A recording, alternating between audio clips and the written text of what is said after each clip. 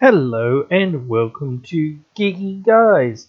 If you're into geeky things, we're the guys for you. The success of channels like this is based on viewers like you, so please consider liking, sharing and subscribing if you would like to support this content.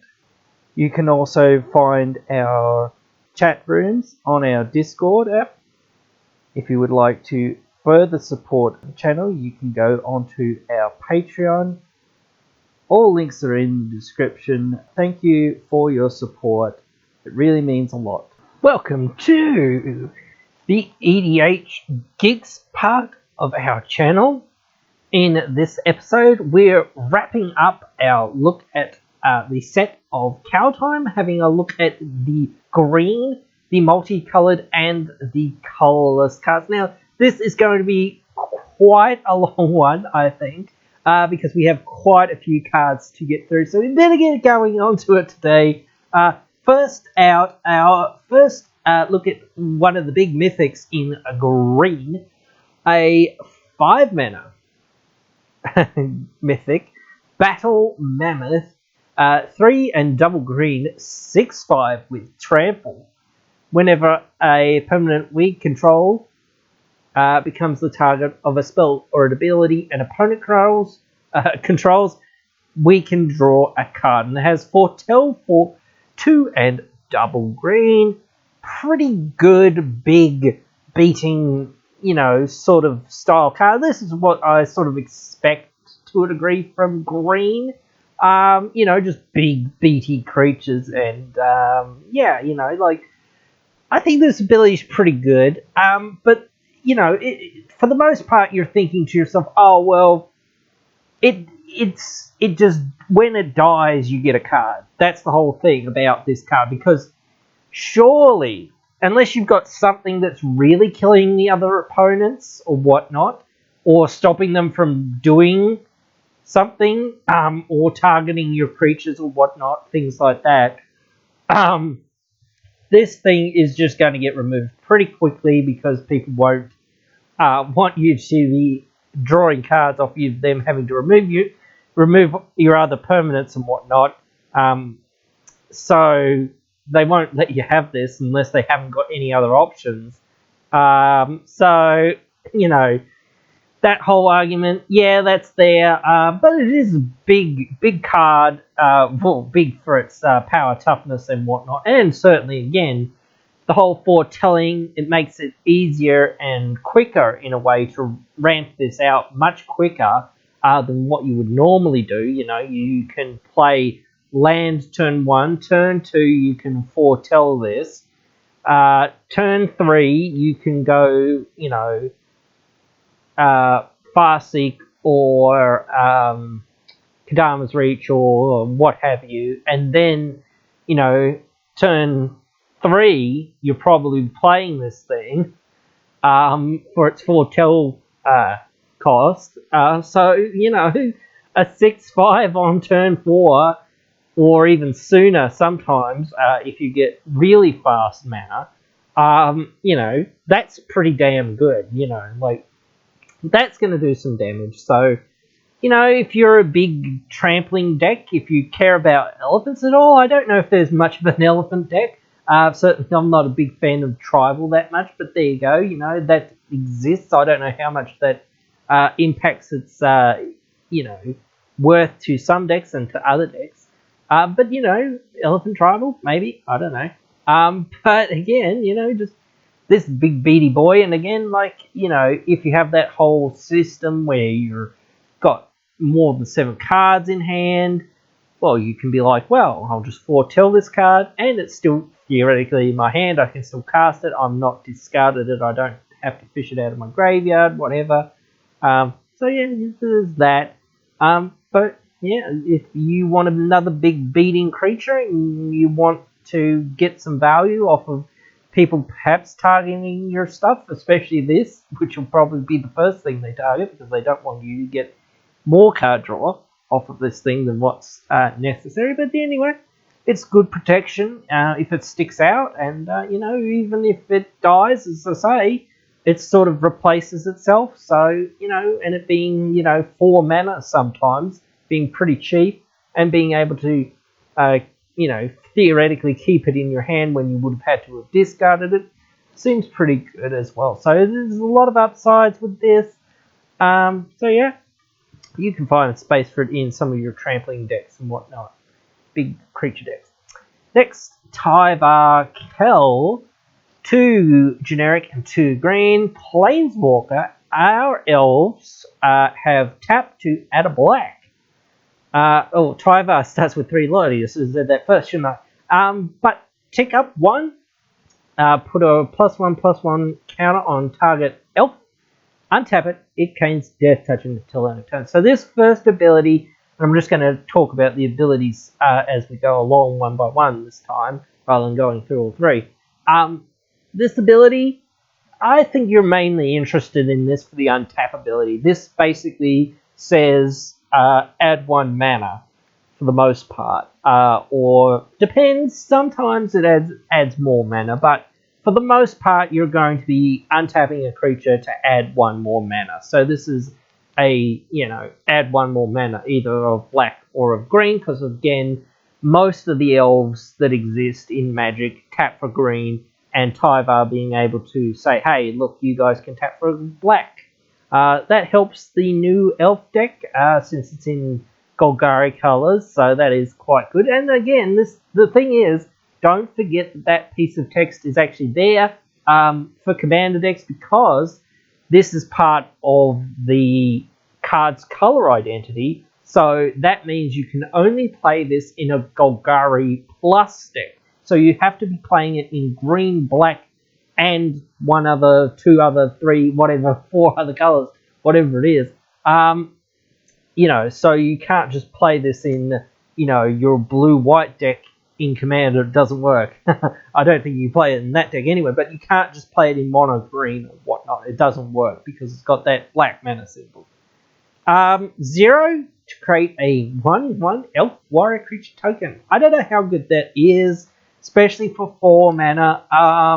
But if you have nothing else, like, you know, yeah. And I think if you need to protect Triva sometimes, maybe that 0 will be relevant. Or maybe if you just happen to have lethal on people, or almost lethal on people, and you just need 1 more elf or whatever, then maybe it's relevant. Or maybe you're just like building up to protect him. You know, that can be relevant. So I wouldn't just completely throw it away, but I think it's more of a standard level ability for the most part. -6, we get an emblem with whenever you cast an elf spell, it gains haste until end of turn, and you draw 2 cards. Now 2 cards, that's some good card advantage. The elf having haste. Now those 2 things are, you know, pretty good, because if it's a mana dork, it's immediately basically free in theory for the most part, or at least it's, you know, giving us some of what its mana back to our, and maybe even more mana in some cases, to our mana production. And if it's one of the creatures that we can actually beat in face with, or one of the creatures that we want to make people lose life with some of the synergies that are in black, green, with making tapping creatures and whatnot to make people lose life or whatnot, then that ability gets extra better, because again, you can tap your creatures to make them lose life and whatnot, and make them tap for mana and whatnot, and other things like this. So there is a place for that. I don't know if you just use this to try to get to the ultimate as quickly as possible, because in the end, what you're trying to do for the most part is you're trying to get out fast mana. And if you have a bunch of mana dogs, you know, that's what you want to do. You want them to have haste. You want to be able to draw more cards, because that's how you snowball off, is just getting a whole bunch of cards for playing your mana dorks and whatnot, and just digging through your deck very, very quickly. So there are ways you can take advantage of this sort of thing.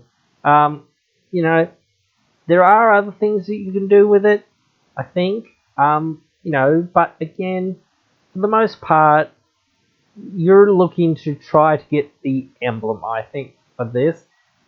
Like, untapping things, yeah, that's some good value, and whatnot. But again, at a certain point, just having one more mana isn't that good. It is good for the most part, but again, like, once you're at 4, how much do you need to get, you know, one more mana to get, you know, if you're at 4 and you have untap next turn, you know, or if you have 2 more mana dorks or whatever it is, or one because you untap one, you know, well, what did that do? You have now one mana dork untapped. It has Death Touch until end of turn. It's not even till your next turn, so it's not a very good blocker or anything. So unless you can spend that one mana on another mana dork or something, I don't know. But then again, there are a lot of one-drop mana dorks in your deck with this sort of deck, so I'm not sure. But again, just the value of that, I'm not sure.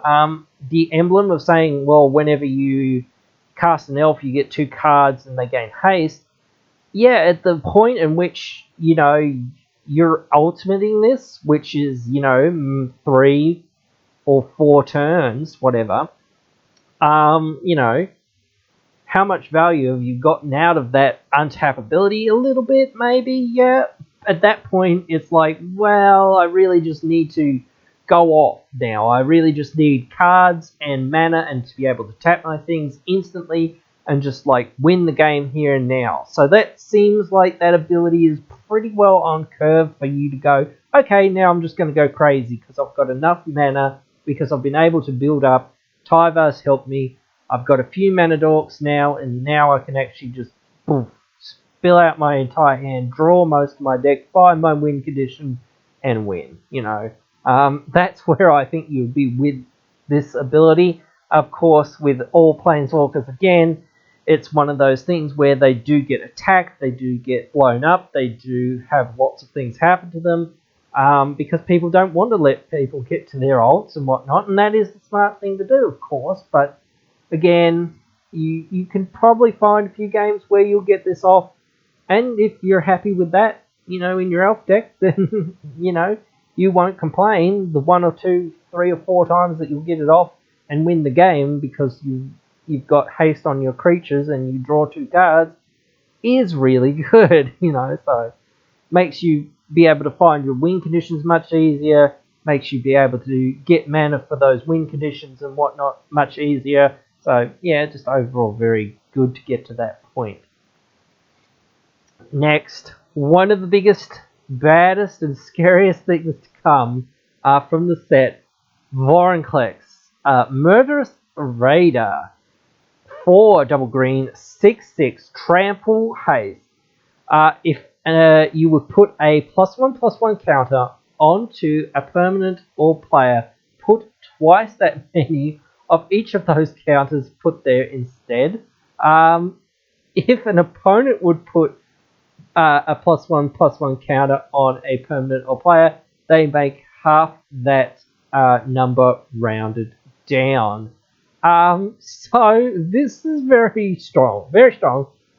You know, 6/6 trample haste for 6. Okay, that's just sort of getting into the, you know, vanilla sort of place of saying, yes, this is a 6/6 haste, you know, with trample for 6. Okay, that's just basically good at that point. Okay, that's what we want out of our 6 mana 6/6s, is we want to cast it.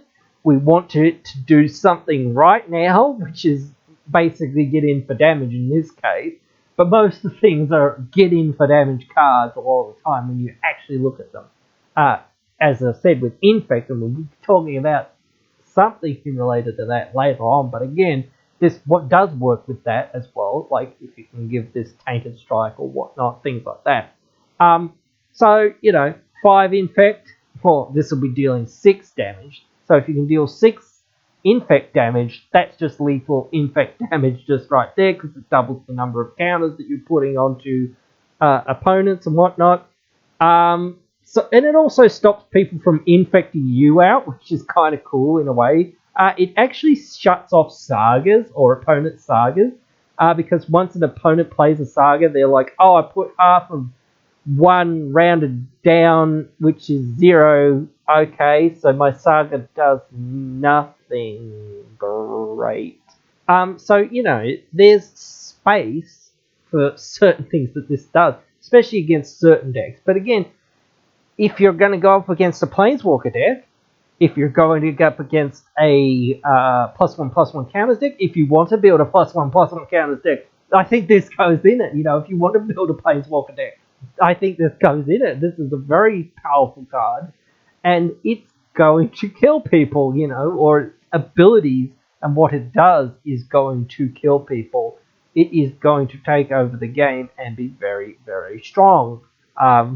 This sort of effect, you know, will win you games. So, you know, if you're a +1/+1 counters deck, if you're a Planeswalker deck, if you want to make the people that are playing Planeswalker decks or +1/+1 counters decks sad, then maybe you'll find some place for this, I'm pretty sure, and just do some good things with it. It's very good, and yeah, perplexing to a degree, but, you know, it's here.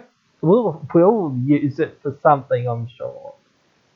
Next, something that synergizes somewhat well with Vorinclex, Blessing of the Frost. 3 and a green snow sorcery. Distribute X +1/+1 counters among any number of creatures you control, where X is the amount of snow mana spent to cast a spell. Then draw a card for each creature you control with power 4 or greater. I think this is pretty good. This, you know, if you have a few creatures, power 4 or greater, it's great anyway. You know, you're just still going to draw 3 or 4, 5 or 6, whatever it is.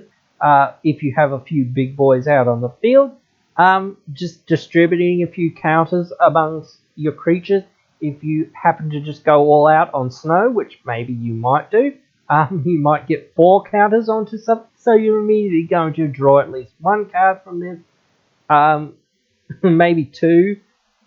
You know, if you have 2 2/2s, then you can make each of those 2/2 4/4s, and then you can draw 2 cards. So at least there's that. So, you know, there's options for it. There was a bit of discussion about, you know, the benefits versus the, you know, the takebacks of having like snowlands in your deck, and I think it's a very, you know, easy sort of thing to start doing now. Is just like, well, you know what, I will just run snowlands. It doesn't hurt me anything, and it just benefits me something if I happen to be running snowlands now. You know, like in Commander, it's just a free roll that you can run these cards, and now there is the argument to say, well, it's strictly better than a basic land, and perhaps this is going against, you know, that whole, well, we won't print anything better than a basic land, and it goes against that whole idea of saying, well, what if I don't want to run snow basics, if I don't like the art on them, or I want this specific theme in this deck? I mean, there are a bunch of cards that sort of fit into this category, and I was just actually thinking about it, but I really hadn't figured it out yet, you know. And when I listened to that EDH Rec podcast, I really sort of perked up on the idea to saying, yeah, there is no downside really to just happening to run snowlands in your deck, and it's like, well, why not do it in the end? And it's sort of like very sad to a way, because then you just can't run any of the cool lands or any of the more thematic lands or any of the lands that you really specifically like, unless you specifically like snowlands or whatnot.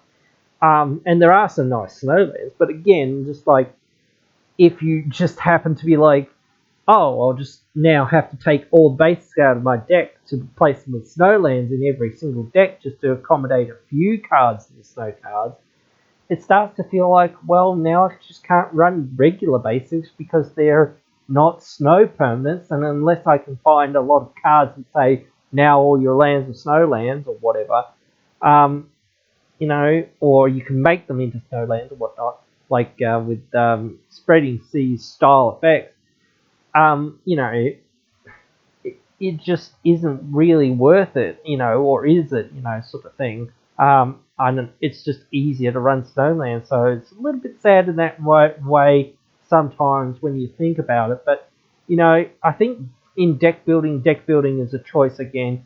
And, you know, if you don't want to do this sort of thing, it's perfectly fine for you not to. And I think that that's where some people's perspective is a bit off on it, is like, well, what if I want, if I can't, but that means I can't run this card. So, you know, like, does that actually hurt your deck?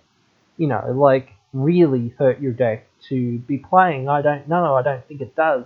I think it benefits you, obviously, to a degree, but does it actually hurt you? I don't think it hurts you enough to not be running it. I think you can not run it if you want to, and just run it if you want to. You know, that's the whole, you know, you can do it if you want to do it sort of argument. That's the whole argument between, you know, should I run Mox Opal and you know, Mox Tantalite and all the, you know, 0 mana and 1 mana sort of artifacts, and should I run every, you know, combo that I can run, and should I run all the control magic that I can run and all this sort of thing. You know, like, some people will say to you, you're strictly wrong for not running, you know, some amount of combos, if not as many combos as you can, and, you know, all the control magic that you can, because it's strictly the right thing to do in theory in gameplay if you want to win.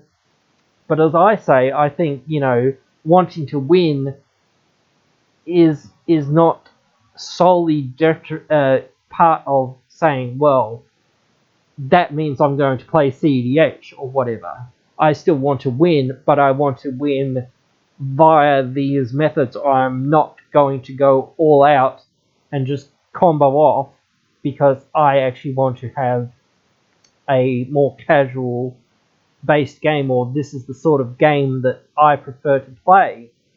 So, you know, again, just consider it when you're considering deck building. You know, if you are on snow, don't feel bad for running snow. You know, if your deck is not a, you know, full-on snow deck and you're just running snow things for payoffs and whatnot, then, you know, why worry? You know, like, I think there is a snow deck to be built. I don't know how good it is, but it exists, I think, now. And, you know, again, just running some of these cards for value. Yep, sure. If you feel like you want to do that, you should do it, you know.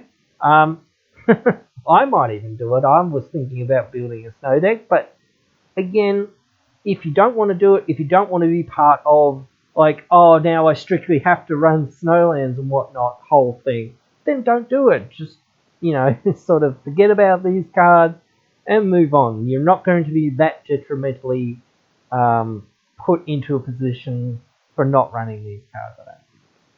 Anyway, moving on to Canopy Tactician.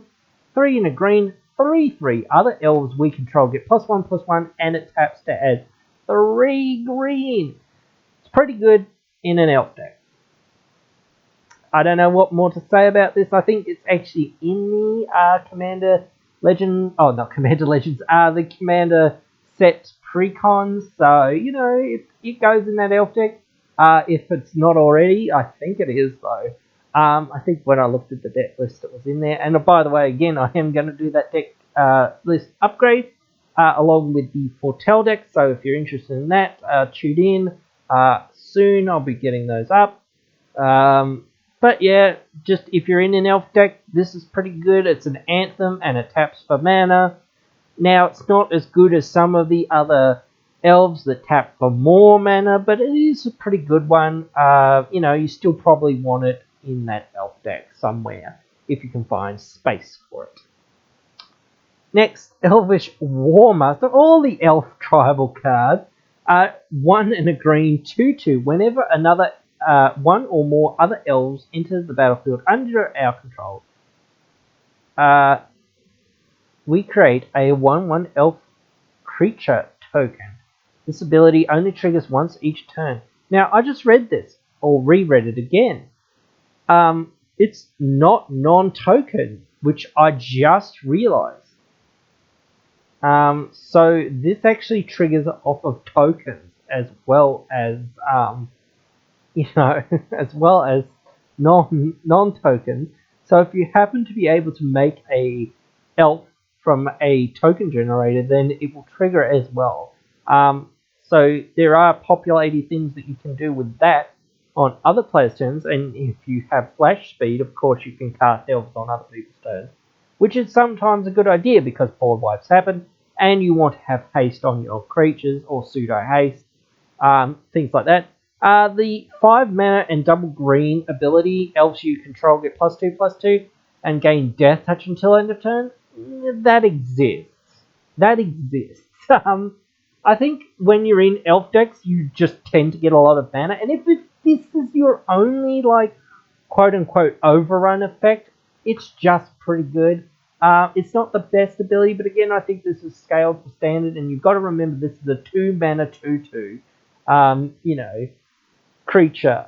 So it's pretty good. It'll create a lot of elves under our control when we have this out, because we're going to be playing our elf ball deck or our elf tribal deck. And again, if worst comes to worst, if we have nothing better to do, sometimes we can just pay 7 mana to give our elves +2/+2 in death touch.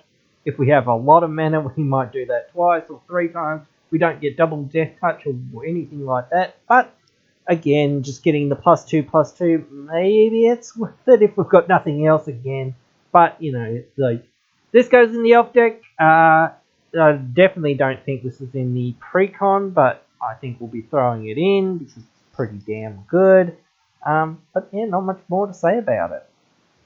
Next, Eskier's Chariot. I think that's how you pronounce it. Question mark.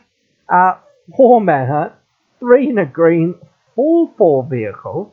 Has crew for 4. When it enters the battlefield, we create 2 2/2 cats. And whenever the Chariot attacks, we create a token that's a copy of target token we control. So populate, literally. I don't know how good this is. The 2 2/2s, that's pretty to me. It's just to me. But populate any token. Now, if we have something good on the board, of course, that ability to populate essentially is very good. If we just have our 2/2 cats, well, now it's 3 2/2 cats for 4. So that can be pretty good. That's a fairly good rate, for power and toughness. 4 for 6 power. So, if nothing else, that's kind of good. And it is over 3 bodies, so it's not the best, but it isn't bad, actually, I don't think. But again, I think this is a little bit limited, and I think to a degree it might only find its way into decks that are a little bit lower powered, or decks that are constrained to less colors, in my opinion, because it's not as good as some of the other cards. But then again, if you just happen to want to be in strictly populate, then perhaps you want it just to create tokens of your bigger and better things. I think that ability is the ability that you're looking for the most part, because you don't want to just create a 2/2 or whatever. You want to create a 4/4 or a 6/6 or a 7/7 or something that's actually going to, combo off and win for you, whatnot, and all that sort of stuff. You want things. You want another Kiki Jiki or whatnot, or what have you. Or, Deceiver Exarch, or whatever it is that you need to keep going and whatnot, if you can make token copies of it. Things like that. If you write a replication something, I don't know, and you need another token, here it is, here's another one, And that might help you with other synergies if you happen to have Perforos, the old Perforos that is, out. then it just pings everyone for 2 damage, so that seems pretty good too. But we will move on from that in search for greatness. 2 mana, double green, enchant. At the beginning of our upkeep, you may cast a permanent spell from our hand with converted mana cost equal to 1 plus the highest CMC of among other permanents we control without paying its mana cost. If we don't, we scry 1. So the scry 1, that's just a little bit of value just to go, well, you didn't get a card for free. Just scry 1. Here you go. You know, so that's not really what you want. You want to be doing this birthing pod sort of stuff with this card. You want to be able to cast cards from your hand plus 1 of CMC of which you have. When you have this out, you're able to cast a 3 CMC card on that turn if this is the highest CMC thing that you have, which is pretty good value, you know, just being able to cast a 3-drop for free and then still having maybe 2 or 3 mana open. So basically it ramps you and it cheats of mana costs and whatnot, and it lets you get further ahead and whatnot. But this is a very strong value card in that regard. It goes along with the Kadamas and whatnot. It will be very strong in these decks. And again, I'm just like very obvious where the love is in Wizards of the Coast, giving green even more stuff, even more powerful things to play with. You know, it's a little bit gross, and sometimes it's just a little bit too much. And there's a certain point where you just kind of go, yeah, but this is not where I actually need to be. I don't need to be doing this sort of thing. I want to play more of a, you know, legit build that's actually just trying to do what it's trying to do, rather than, oh, look, I get all this stuff for free. Game's over. See you later, guys. You know, you know, that sort of thing. But you know, I think sometimes we've got to tailor it back a little bit, and some of these cards seem tantalizing and whatnot, and I wanted to actually do a video about this to a degree. But again, I think some people need to tailor it back a little bit. But again, even then, you know, some people will say, oh, well, you need to tailor it up then, you know, like you're not playing enough powerful cards sometimes, you know. And I would agree that some cards certainly, you know, like the 6-mana 1/1s with vigilance and whatnot certainly don't make the cut ever and whatnot. So, you know, things like that are certainly more just jank for the sake of jank, like ladies facing left or whatever, chair tribal and whatnot. But if you maybe put this into chair tribal or whatnot, or something like that, I don't know what specific janky thing you could put this into because it doesn't have chairs or whatnot, or ladies facing left or whatnot. If you put it into a deck like that, I still think it's pretty good just to get a little bit of value off of it. And, you know, maybe in a group hug deck, this might be alright, where you're actually actively trying to help other people. You can sort of just say, hey, no, look, it's just here so I can put out my other enchantments that say you guys can get extra mana and draw extra cards and whatnot and all that sort of stuff. But I don't know, this just seems like a combo card piece, so, you know. It will go into some very strong decks, and I can see some gross synergies happening with this card. So yeah. Next, Kavoli, God of Kinship, and on the backside, the Ring Heart Crest.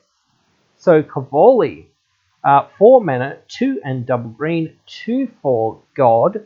As long as we control 3 or more legendary creatures, Kavoli gets +2, +4, rather, sorry, and vigilance.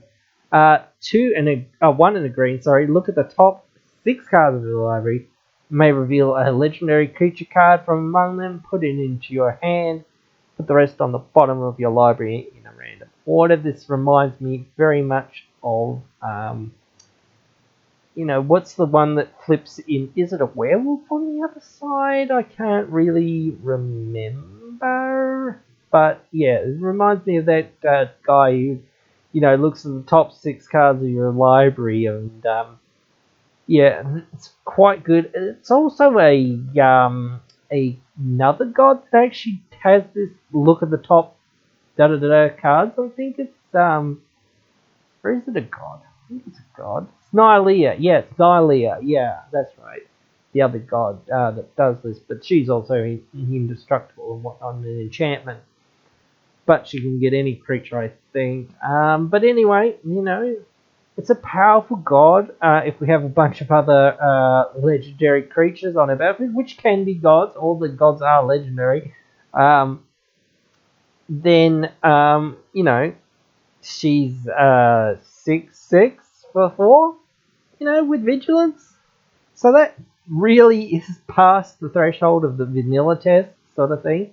A 2/4 for 4, that's a little bit underwhelming. But this ability to tap and look at the top 6, when you put that onto that 2/4 for 4, that's pretty good. Just digging, just having extra card advantage, just having a menacing sitting around is pretty good. The Ringheart Crest 2 mana artifact. Enters the battlefield, choose a creature type, we tap it, spend mana, but this mana can only be cast to cast a creature spell of the chosen type or a legendary creature spell. So, of course, there's some synergy with this, if we're sort of playing our god tribal or whatnot, or squirrel tribal, maybe, I don't know, whatever it is. Our bear tribal, I don't know, or whatever. Just, I think mainly you want to be in Legends with this card because the front half really cares about Legends, and maybe you want to be in Gods because again, Gods are Legends, and there's a lot of Gods from the new set. So this gets pretty good. Just a sort of arcane signet sort of effect, but only for your colors. If you're in mono green, I guess it's okay. It exists, but only being able to tap for creatures or creatures of legendary creatures or creatures of the chosen type. It's there. I mean, I think again, a lot of backsides of these cards aren't nearly as powerful, but they're just there if you happen to need this 2 mana rock at some point. You don't quite have enough ramp. Hey, it's there and you can use it. So I think you mainly play this for the front side, but if you happen to need the other half of the side once in a blue moon, then you use it. So I can see some applications for Cavalli, but if you want to be mono green, I don't know whether Reki, the history of Kamigawa, is just better than this. I don't know, for just drawing cards, because you've got to tap this and you've got to have that 2 mana open. Reki just draws you cards when you cast Legend, which is for free. So, I don't know. That's a pretty good ability on a creature, especially an older creature. But, you can find space for this, or you can just make a deck around this, or you can throw this into your 5-color decks, whatnot. It's a pretty good card all around. Helps you out with whatever strategy you're trying to do, if you're trying to do Legends or you're trying to do Gods. Next, Old Growth Troll, 3 mana, triple green, 4/4 trample. When Old Growth Troll dies, if it was a creature, return it to the battlefield. It's an aura enchantment with Enchant Forest you control. Enchanted Forest has tap to add 2 green and 1 and tap it. Sacrifice this land. Create a tapped 4/4 green troll creature token with trample. Oh my gosh, there's so much to this card. Even though this is a fairly more janky rare, I just sort of boggled my mind at this. In a way, this is 8 power for 4. It's so weird, or for 5 really, I guess, because you're sacking that land. So it's really weird. It's just so weird. I just have a when I first read this card, I was just very confused about how this card actually worked. But then I finally kind of cottoned on to how it worked, and it seems quite good. In the end, you're getting 8 power over 2 bodies off of this, and you're getting a enchantment that's on your land for free, essentially, that helps you add 2 green mana. That's pretty damn good. I don't know where you're going to put this. I don't know if there's a troll deck. I don't think there's a warrior deck. I just think this is a generically good card that you might want to use. I don't know if you want to sack this thing just to get the enchantment out of it for freezies and whatnot. Getting it back onto the field is the hardest thing after it's been sacrificed as an enchantment.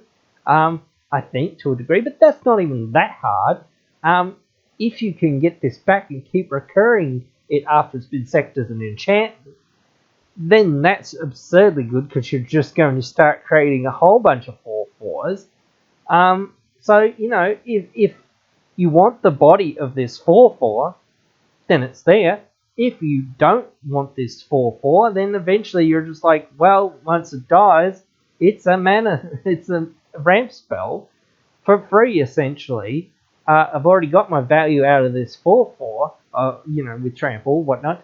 If you're in a populate deck, you can keep creating tokens that are copies of this 4/4 troll. So that's really good as well. So there's just lots of good things to like about this card. I'm even rethinking my token deck now. I'm just thinking maybe I should throw this thing in there somewhere because this is damn good. It comes with a 4/4 body straight up.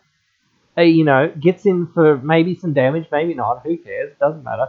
If it dies, again, I'm going to get mana out of it. Then I can sack the land later on in the game when I don't need it. And I don't need the mana, I just need more creatures. And get a free 4/4, essentially. And then, just if in my token deck, you just start making more copies of it, that's pretty darn good. So, I think you want to run this in a deck where you can find space for at least 2 out of 3 of those sorts of things. And if not 2 of 3, 3 of 3, or at least one of them, because you want to get something off this, or you want to be able to recur it from your graveyard. I think this would actually be pretty good in Mirren decks, because again, in those decks you just want to sacrifice your own things to get value and to get benefit off them. Especially in Mordrotha, this would be really good as well, because you can replay the land. You're just oh well, boop. Oh well, that did nothing, except make me a free 4/4 essentially. If you have some token generation and other stuff, then it's pretty damn good, And even so, even if you've got other effects like Garrick's Uprising and whatnot, it might just draw you a card, or might just draw you 2 cards or whatnot. So, you can find some good use for this card. Next, Realm Walker. 3 mana, 2/3 changeling. Enters the battlefield, choose a type, look at the top card of your library.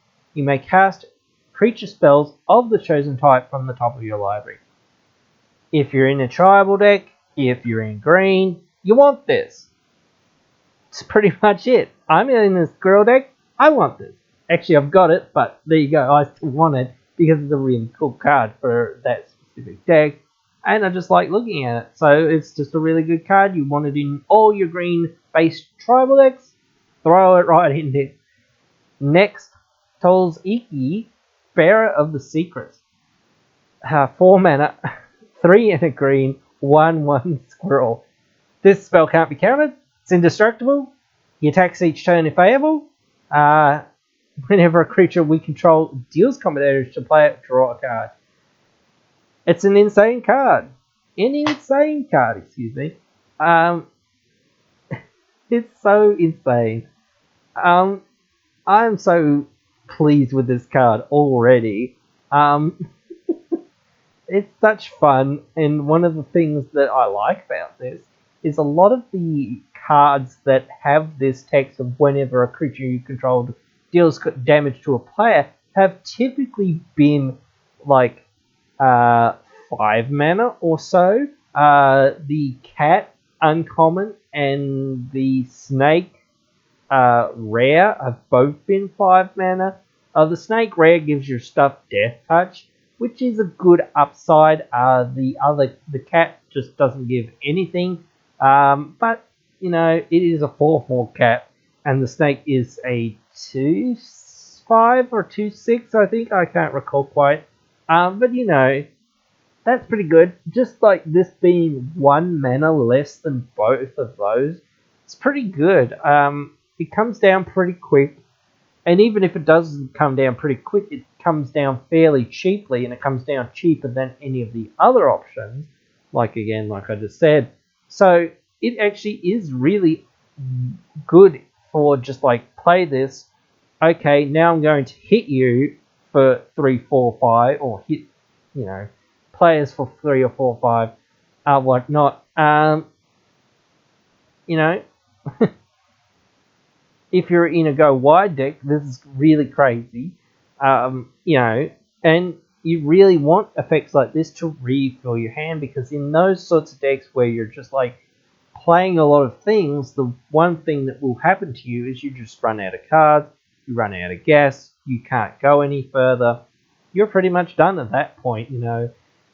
So, yep, just a very good card draw card. If it survives more than one turn, it's a card draw engine. You know, even just for that one turn where you're going to get some card draw off of this, pretty good. I've found that this does stick out because it's indestructible. So sometimes it's hard to get rid of it. Can't be countered as well, which is also good. So it can just, you know, even again saying it's a 1/1 that has to attack each turn. Oh my, are they actually going to block the 1/1 indestructible? You know, it's 1 damage. They've probably got other things to worry about when you're swinging in with your team and whatnot. So I don't think this 1/1's going to be that scary. So at least you're going to draw the 1 card off of this. So, you know, that's pretty good. So you might want this in some go wide token decks and whatnot. So, you know, if you can find the space for it, you can put it in. Next, Finn the Fanbearer. I don't want to spend too much time on this one. 2 mana, 1 and a green, 1/3 with Death Touch. Whenever a creature we control with Death Touch deals damage to a player, that player gets 2 poison counters. Infect, basically. They get 2 infect counters. If you want to be a horrible person and you want to play infect, play this. That's it. Next, Mast Vandal. This is pretty cool. Changeling, 2 mana, 1/3. When it enters the battlefield, exile a creature card from our graveyard. If we do, we can exile a target artifact or enchantment an opponent controls. This is Rec Sage, but it exiles, but only if we have something in our graveyard to exile. But it's also a shapeshifter, so it goes into any tribal deck, any deck that, you know, maybe a little bit light on members. I don't know how much you want this effect, but it's okay effect, especially since it's exile. A little bit more impressive than, you know, destroying something. And actually, Rec Sage is 3 mana, so it's way better than Rec Sage in that regard if it actually hits its ability. And that's the little nitpick that it sort of has, being less powerful, but it is a 1/3, so in the early game it's just fine. You're not going to be that sad that this is there and that you can do something else with it. You can maybe sack it, and again, if you're in a Marin deck and you want to sack this thing, you can just get it back later anyway, or in a Muldrotha deck, whatnot. If it just happens to die early, you can just bring it back late, and you can often just find, you know, random lands and whatnot in your graveyard that you just don't need anymore. So, yeah, if you want it, you want it. Pretty good for what it does. Now we're on to some of the cards from the Commander set. First off is Bounty of Scamfar.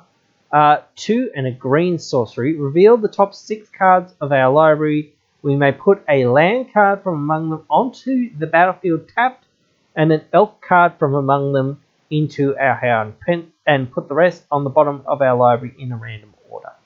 So it's sort of, I was trying to think of the instant speed version of this, but actually it's not instant speed. I just realized, again, just dapping my head on the table here, bang, bang, learn what the card does, Adam. But, you know, like, it's a Farsight to a degree, I guess, to a degree. It's actually that elf, whatever his name is, Elvish Rejuvenator, where you reveal the cards from the top of your library. It's not guaranteed to hit you a land every single time, but the top 6, you're very likely to hit a land in the top 6. If you don't hit a land, you're very unlucky. Also, I think because this goes in the elf deck, this isn't in the elf deck again, of course. That getting an elf to your hand, there's that upside. It's sort of like Cultivate or Kodama's Reach to a degree, because you're basically getting 1 mana on the field and you're getting another mana source for the most part, because most of the elves that you're going to be playing are mana source elves. But again, even if it's not a mana source elf, it's just draw 1, it's just adding another card to your hand. And even so, I think this is very good for elves. You know, if you just happen to be running a few elves, just as your mana dwarfs or whatnot, as part of your ramp package, you know, why not? If you might hit that other card, and, you know, just 3 mana to get a land, you know, isn't bad either, you know. And if you're heavily dense on elves, which is where I really think you want to be, then this is just an auto run. You just run this, and you get a land, and you get a elf to your hand, so it's ramp and draw in 1. So, you know, those sorts of decks where you're heavy on elves, or your elf tribal, or whatnot, or even if you're just like, get this elf deck and, you know, just play it right out of the box and say, oh, well, I might actually just throw this into another deck. I'm sure that you can find somewhere where this will be good. Next, Crown of Scamfar. 4 mana enchantment. 2 and 2 green. Enchant creature. Enchanted creature gets +1/+1 for each elf you control and has reach. Return Crown of Scamfar from our graveyard to our hand. So it has a little bit of recursion, which is good. We want some things that have recursion like this. It isn't for free like, what's the 2 mana one with Tramp? Oh, I can't think of the name of it off the top of my head. No, I can't think of it. But anyway, you know, but 3 mana, that's pretty good. Again, yeah, we have to cast it again on a later turn, maybe for 4 more.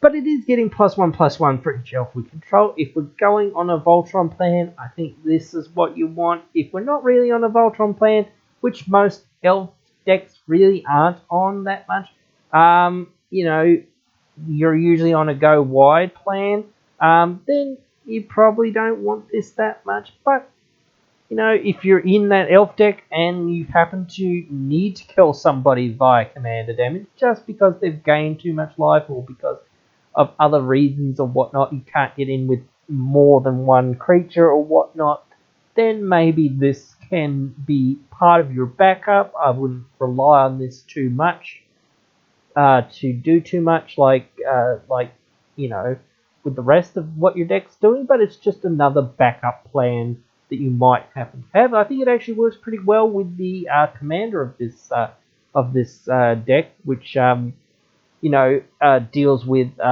dealing damage to an opponent and then making a whole bunch of elves equal to the number of, you know, damage that it dealt. So if you happen to have, you know, 10 elves or whatnot, then you make 10 more elves. So suddenly, you know, it's like, well, now my commander's doing 20 damage or whatnot. So, you know, that's pretty powerful. Even if you start with 5, you know, and your command does 5, then it's like, well, now I have 10. Oh, look, now I have 20. You know, so it just starts skyrocketing after a certain point. So yeah, I think this is actually quite good. But next, or at least for elf decks. But anyway, next, at the beginning, Wolfrine Rangers, 6 mana, 4/4, 4 double green. At the beginning of each upkeep, create a 1/1 elf creature token. Whenever another elf enters the battlefield under your control, we gain life equal to its toughness. So a little bit of value with gaining life. It is on every upkeep and whatnot, and there are, of course, a lot of elf lords and whatnot that help buff elves and whatnot. So there's lots of things that we can do to make our elves bigger. This might gain us a few life here and there. We certainly are playing a lot of elves in these sorts of decks, so if we have other effects that make elves when the elves enter. I was talking about that other guy that actually makes a 1/1 elf whenever you make an elf, or whenever an elf enters or whatnot. If you have this out with that, then of course, hey, 1/1 elf. Oh look, I made a 1/1 elf. I'm making 1/1 elf. So you're making 2 1/1 elves every upkeep, and you're gaining 2 life at least at the minimum. So that's pretty good. It helps you, come back a little bit, whatnot. Helps you build up your board, whatnot. I don't know how strong it is because it is 6 mana and it is just a 4/4. But again, with our other elf lords, this could be a lot bigger and a lot scarier. So there is place for this. Again, I think you want to be dedicated elves. So. But now we'll move on to the multicolored cards. First off, in the multicolor cards, we have one of our planeswalkers, Kyra the Inexorable. 3 and a white and a black. Put a ghost form counter on up to one target non-token creature. It gains when this creature dies or is put into exile. Return it to its owner's hand and create a 1/1 white spirit creature token with flying. Oh, that's a +1 on a 5 loyalty planeswalker. Rather, sorry. Saving our creatures from removal, from exile, from death.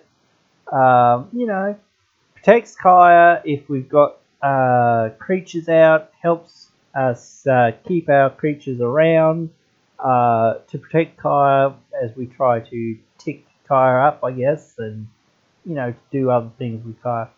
-3, exile target non-land permanent. Some people have said this is an anguished unmaking, essentially. Yes, to a degree, but it's also for 5 mana and it's also sorcery. If you get other value out of this, yeah, I guess it's worth it. But again, I just don't like that sort of effect. Plus, anguished unmaking, in my opinion, is a bit too much mana as far as what it does for its cost.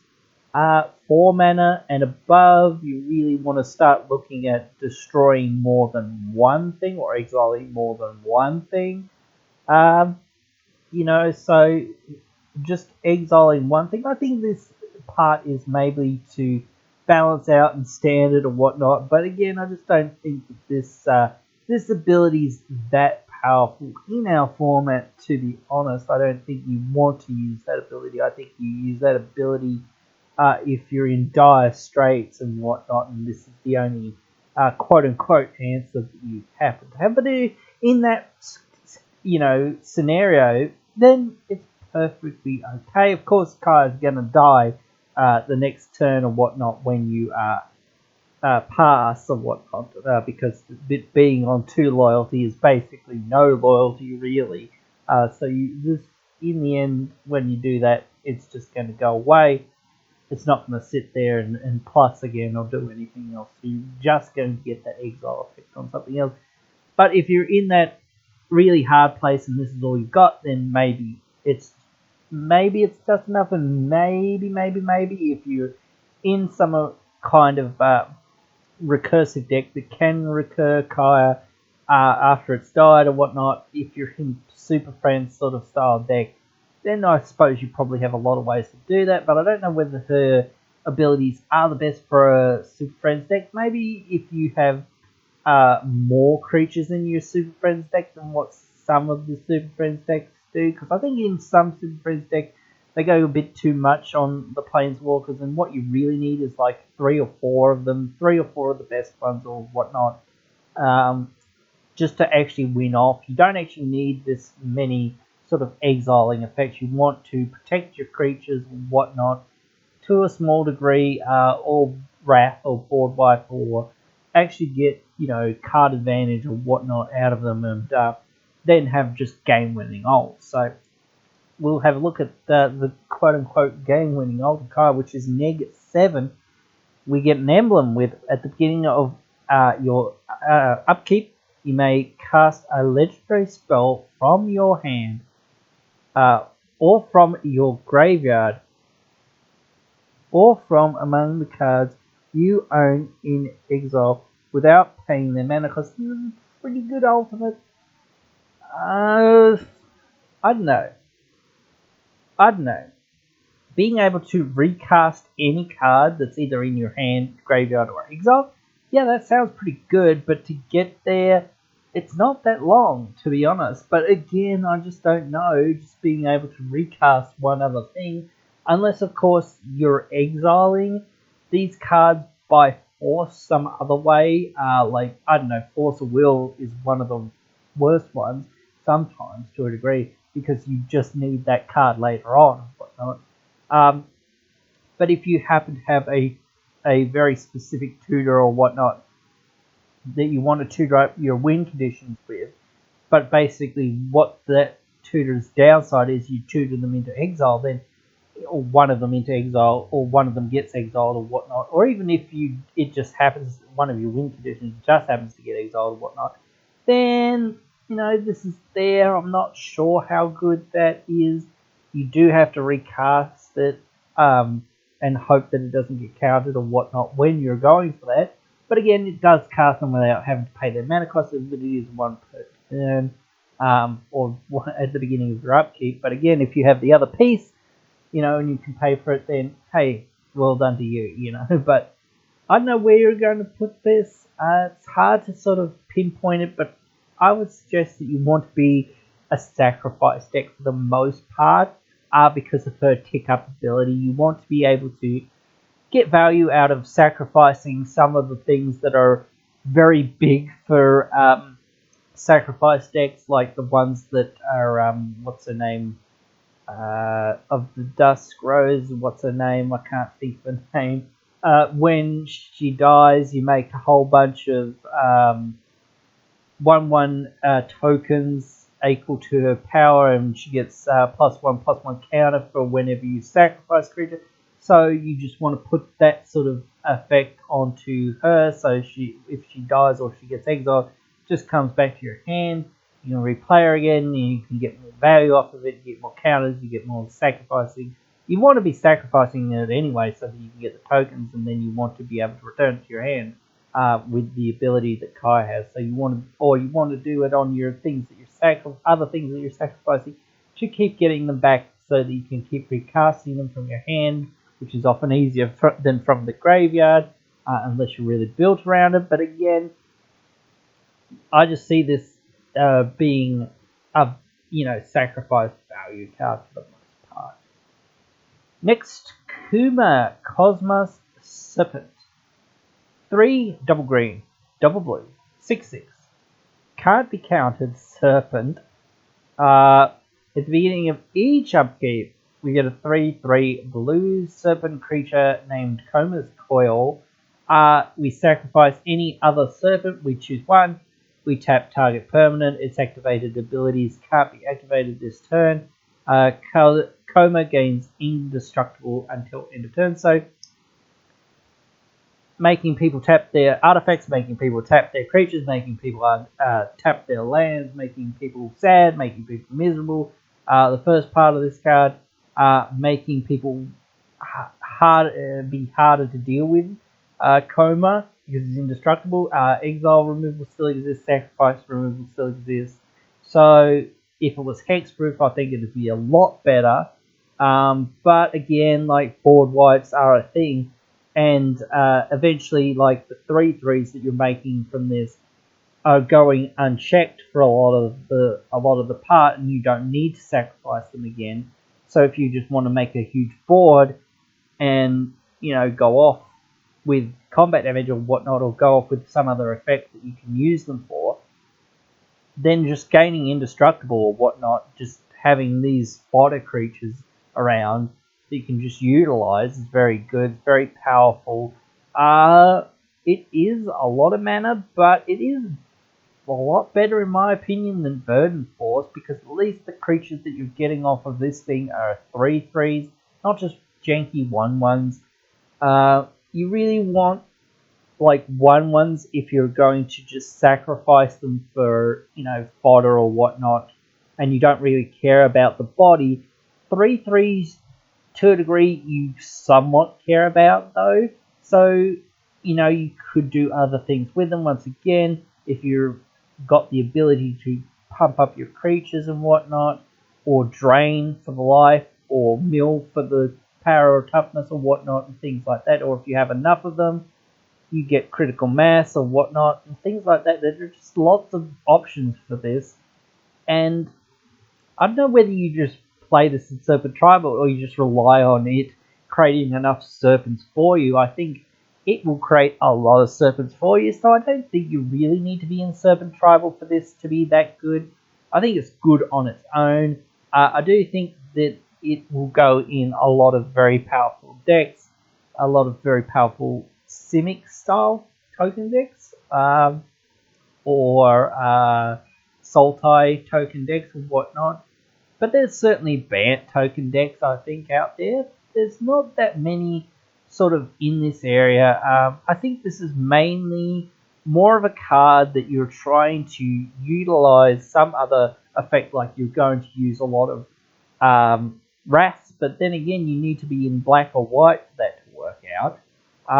So I don't know whether this is a commander card, like as far as your actual commander, or this just goes in your 99. I don't know. This seems quite powerful, but also quite slow. But it also seems like the type of card that you might just, put out there and say, oh, this is my commander. My deck's a bit of a janky deck, but you're actually hiding your real commander in your deck somewhere, and then you're actually playing Kinnan, Boulder Prodigy or whatnot, or one of the actual broken commanders somewhere in the 99 to be like, well, haha, now I just win.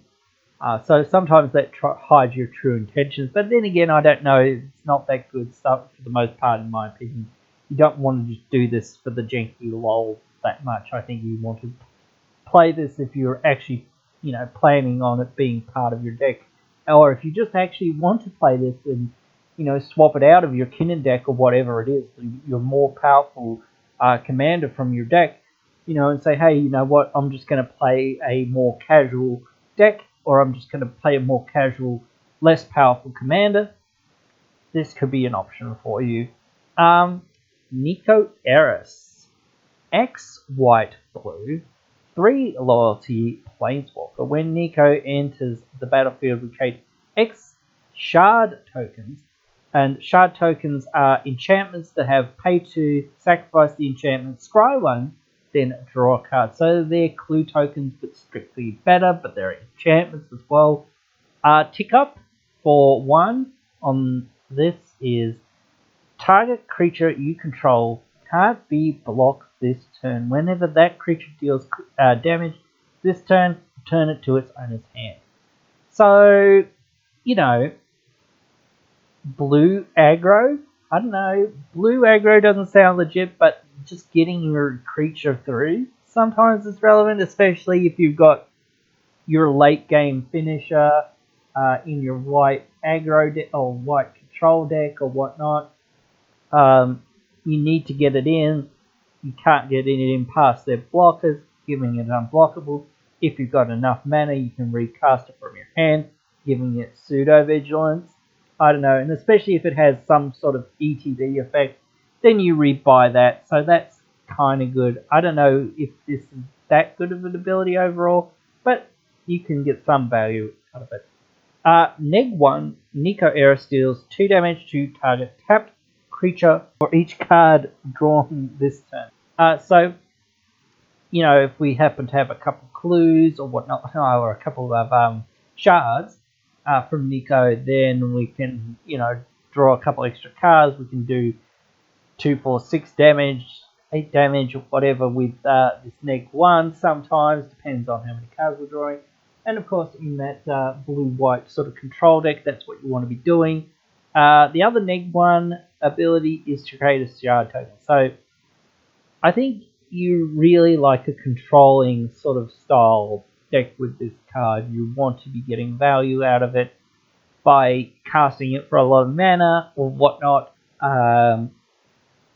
You know, getting a lot of shards off of it. And even if you cast it for 3, I still think that, you know, Neg 1 and then 2 more mana to get, you know, a card, scry and a card, you know, this is where you want to be if you want to be, like, trying to figure out this slower game plan.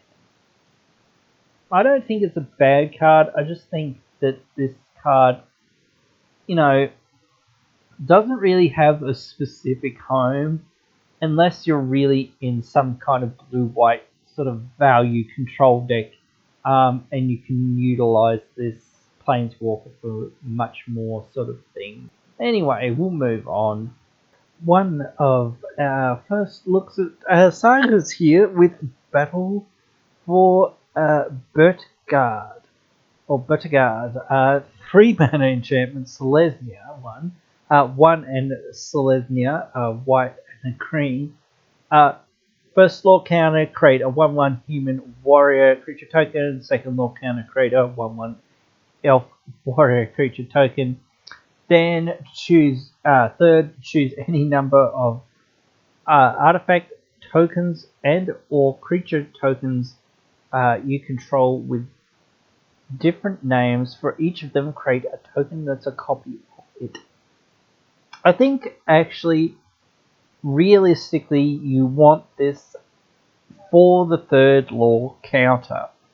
You want to get to that 3rd counter as quickly as possible so that you can have just choose all your tokens basically, and just get another token copy of all of them. This sort of reminds me of the mythic that came out a few years ago. That was the when you get 2/2 tokens and whatnot. The Knights one. Just making 1/1s for the first couple of law counters, not very interesting or very powerful. The 3rd law counter, as I said, this is where you want to be. Even if you only get another 2 1/1s out of this, it's 4 power for 3. I don't think that too many of the sagas are great, but this one can be good in that token deck. Next saga, Battle of Frost and Fire, 5 mana saga, 3 and is it, so a blue and a red. So when it first law counter, it deals 4 damage to each non-giant creature and each planeswalker. Scry 3 is the second one. Whenever you cast a spell with CMC 5 or greater, draw 2 cards, then discard a card. I think this is a giant payoff card for the most part.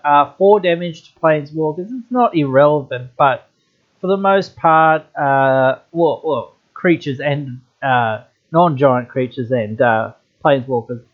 Yeah, of course you can kill some of the planeswalkers sometimes with this, or at least get them down so that you can kill them. I think the 4 damage is kind of like a standard level of removals for the most part. There's not that many things that get above 4 toughness that much, but there are a lot of things that do. You know, for the most part in those formats. But again, you know, even in Commander, when you feel like your things that have power 4 or greater are the things that you usually want to swing with for the most part, unless you've got a lot of 1/1s or a lot of 2/2s or whatnot. Scry 3, I think that's just the tack on ability here. The most tack on ability. I think it might set you up a little bit to cast something and get 2 cards off of it, but then have to discard 1 or whatever. You know, I think if you're in the giant deck, this is where you might think about this, but I think you can just find better wraths that are cheaper, that help your giants and whatnot, or just things that don't affect your stuff that are better, like Cyclonic Rift. You know, again, Scry 3, just not the biggest or best thing that you could do. Just drawing 2, yeah, that's alright as well, but I still think that there's other things that you, again, and you're in blue where it has one of the best card draws in the game, so I just don't know where you're actually like going with this part of it. So I don't think it's that good for you. Plus, you're having to discard a card, which isn't the worst thing, but this isn't the greatest thing. But the rules that I've sort of set for myself in talking about a lot of the cards in the set are that I talk about all the rares and all the mythics and whatnot, even some of the ones that I think aren't that good. Features Retribution, the next saga. 1 double white black. Create a 4/4 Angel Warrior creature token with flying and vigilance. Second law, until end of turn, angels you control gain tap to destroy target creature with power less than that creature's power. Third law counter, angels we control gain double strike until end of turn. I think this is an alright angel payoff card.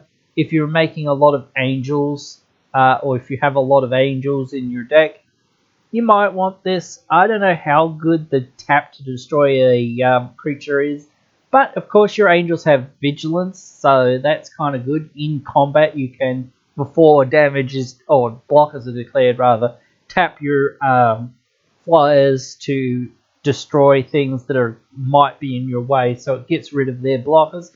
This one might be alright. Gaining double strike, that is very dangerous. With some 4/4s, that's some damage, because most of your angels are going to be 4 power or above. So that can be quite good. The 4/4 for 4 on the vanilla test, or the 4/4 for 4 with flying and vigilance on the vanilla test, that's pretty good. You know, tapping to next turn, tapping to destroy a creature and then getting through for some damage, that's fine. Then the next turn after that, again, getting double damage, that's pretty good. But I think if you're in an 8 Orzhov plus Angel deck, you might want it. But otherwise, I'm not sold super on it. Herald unites the elves. Golgari one now. 2 and Golgari, a black and a green. Mill 3 cards from your mill 3 cards from your deck. You may put a elf or Triva card from your graveyard onto the battlefield. Law counter 2, put a +1/+1 counter on each elf you control whenever. Third is whenever an elf you control attacks this turn, target creature an opponent controls gets -1/-1 until end of turn. I don't think the third law counter is really that good. I don't know how good the second law counter is. The first law counter, actually, I think is kind of the best one on this one, to be honest. Just milling 3 cards and then getting one of your elves or your Triva cards back to the battlefield. You know, it's a somewhat regrowthing sort of style effect. If you just happen to be in, like, you know, a deck that happens to have a whole bunch of elves, you're probably going to get something off the top with this. I don't know if you're going to get the Triva off the top of this, but it depends how many Trivas are in your deck. But if you only have 1 or 2, because there's only probably going to be 1 or 2 around, then I don't know how good it is.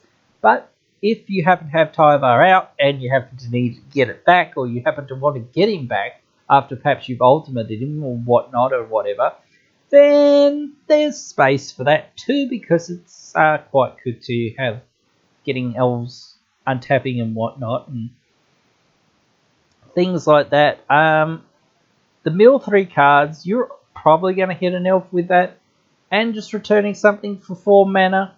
I think the rest of it you look at as gravy. I think you mainly run it for that first lore counter, which is different from the other ones because, you know, I was talking about how you want the third one. Usually the third one's the best. You know, of course, when you're attacking with your elves, yeah, sure, giving neg 1, you know, a few times because you've got, you know, several elves, pretty good. And the second lore counter is each elf you control, so it can give you a lot of lore counters. Oh, not lore counters, +1/+1 counters rather, on a lot of elves, so could be good. But again, I think you want to be dedicated elves for the most part. So, move on. Imstrum, Predator, 4 mana, 2 and Rakdos, so a black and a red, 3/3 flyer. When he enters, becomes tapped. Exile up to 1 target card from a graveyard. Put a +1/+1 counter on him. We sacrifice another creature, and until end of turn he gains indestructible, and we tap him. So he's a little bit of graveyard hate. He's also a sort of sacrifice outlet to, you know, protect himself. He's a 3/3 for 4. You know, that's not the best stats, but he is a free sack outlet. So he can get pretty good, big. He might go in the Corvold deck. You know, just big dragons. You continue to tap him. Basically, he's got regenerate, except he also gets a +1/+1 counter, I guess, whenever a thing dies. Oh, well, whenever he attacks, whatever it is. Yeah, whenever he, oh no, becomes tapped. So actually, yes, it does work with that other ability to a degree. So you can keep tapping him infinite amount of times in a sense, because it says to do that. And since he's becoming tapped, even though he is still tapped, it's a bit weird. But you can still go through that whole process of exiling a thing. But then again, how many things can you exile from your graveyard, and how many things can you afford to lose? Like, I don't know. It seems bad to be doing that, because now you don't have access to those cards. Now you're all in on this thing. So I'm just not sure about it. It just sort of feels like a little off to most of the sort of plans and synergies that are in the decks that this would go into. It's a big vampire dragon, sure, that's kind of cool. Sure, it has some free sacrifice outlets sort of stuff. I think maybe that's what you just run it for. You just run it for the fact that it's a free sack outlet. And, you know, just like, don't worry about exiling stuff ever. Just keep sacking stuff, keep trying to get your other stuff back and whatnot, like your grave crawlers and whatnot. Or if you're in a Corvold deck or whatnot, you're just drawing cards or whatever and things like that. So this can be good. I don't think it's going to get very big, but it doesn't need to. But you've got other pingers like Judith the Scourge Diva and whatnot, and things like that, so that you can just ping people and drain life from people and whatnot. So I think that this goes into more of a sacrifice deck rather than, you know, this is the main part of your deck. Maybe, you know, that giving it indestructible is relevant once in a while, but mostly you're just trying to combo off with this, I think, for the most part.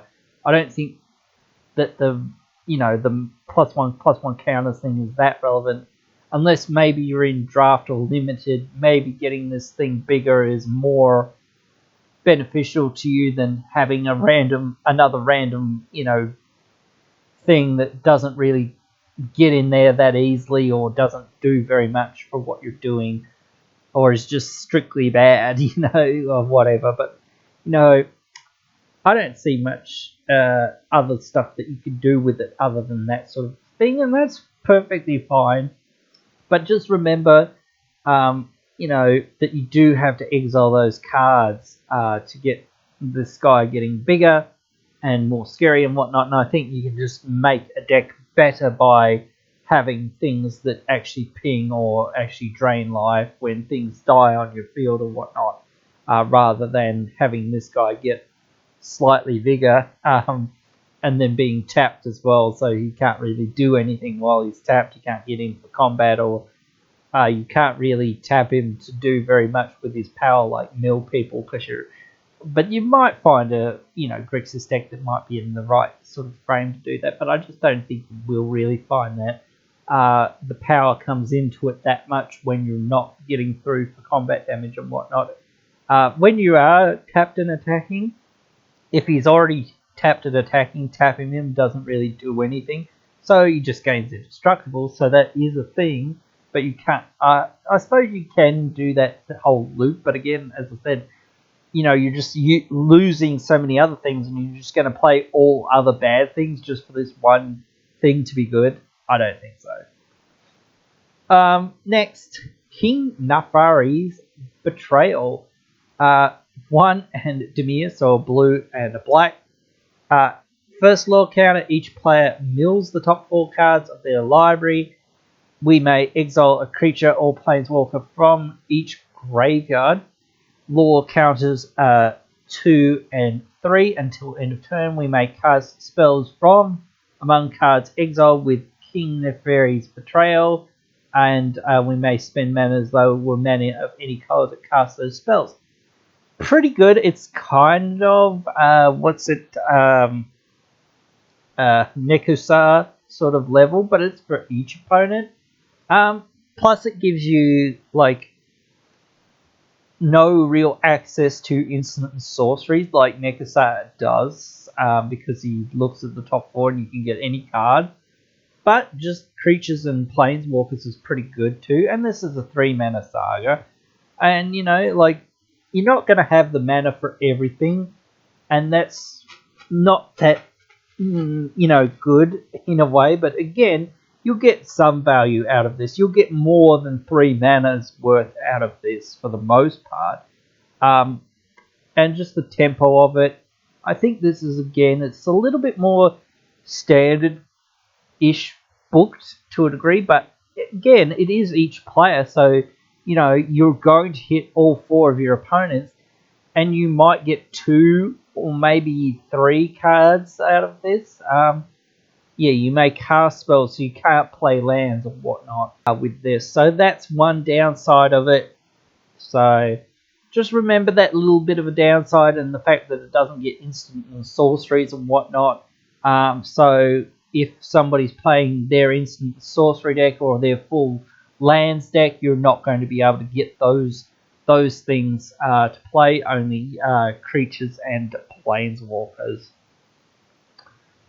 Next, Sorolf, a Realm Eater. This is the Golgari Wolf. 3 mana, 3/3, 1 and green and a black. Whenever a permanent an opponent controls is put into the graveyard from the battlefield, put +1/+1 counter on the Wolfy Boy. At the beginning of each upkeep, if Sorolf has 1 or more +1/+1 counters, we may remove all of them. If we do, exile each other non-land permanent with CMC equals or less than the number of counters removed this way. So he's a repeatable board wipe, an exile-based board wipe as well, which is really quite good. But of course, we need to be able to make our opponent's creatures die, which isn't that hard really. But his own ability doesn't work with himself, which is good to a degree, because if he was to exile things, or if he was to kill things with his ability, he would just get his counters back straight away, so there'd be no real work into this deck. It'd be just like, oh, I wrath, oh look, I got all my counters back, oh, I can wrath again, sort of thing. So it wouldn't have that much play to it. It would just be quite ridiculously good. It's good that it's not that good, as I was sort of saying, but it's very good wrath on a creature every other turn or whenever you need it. And again, it's exile based removal, and it's also all other non-land permanents, so you can hit artifacts, enchantments and planeswalkers and whatnot with this. So eventually this is going to be the only thing on the board. I don't know what you're going to do beyond that, but it is a powerful effect to a degree.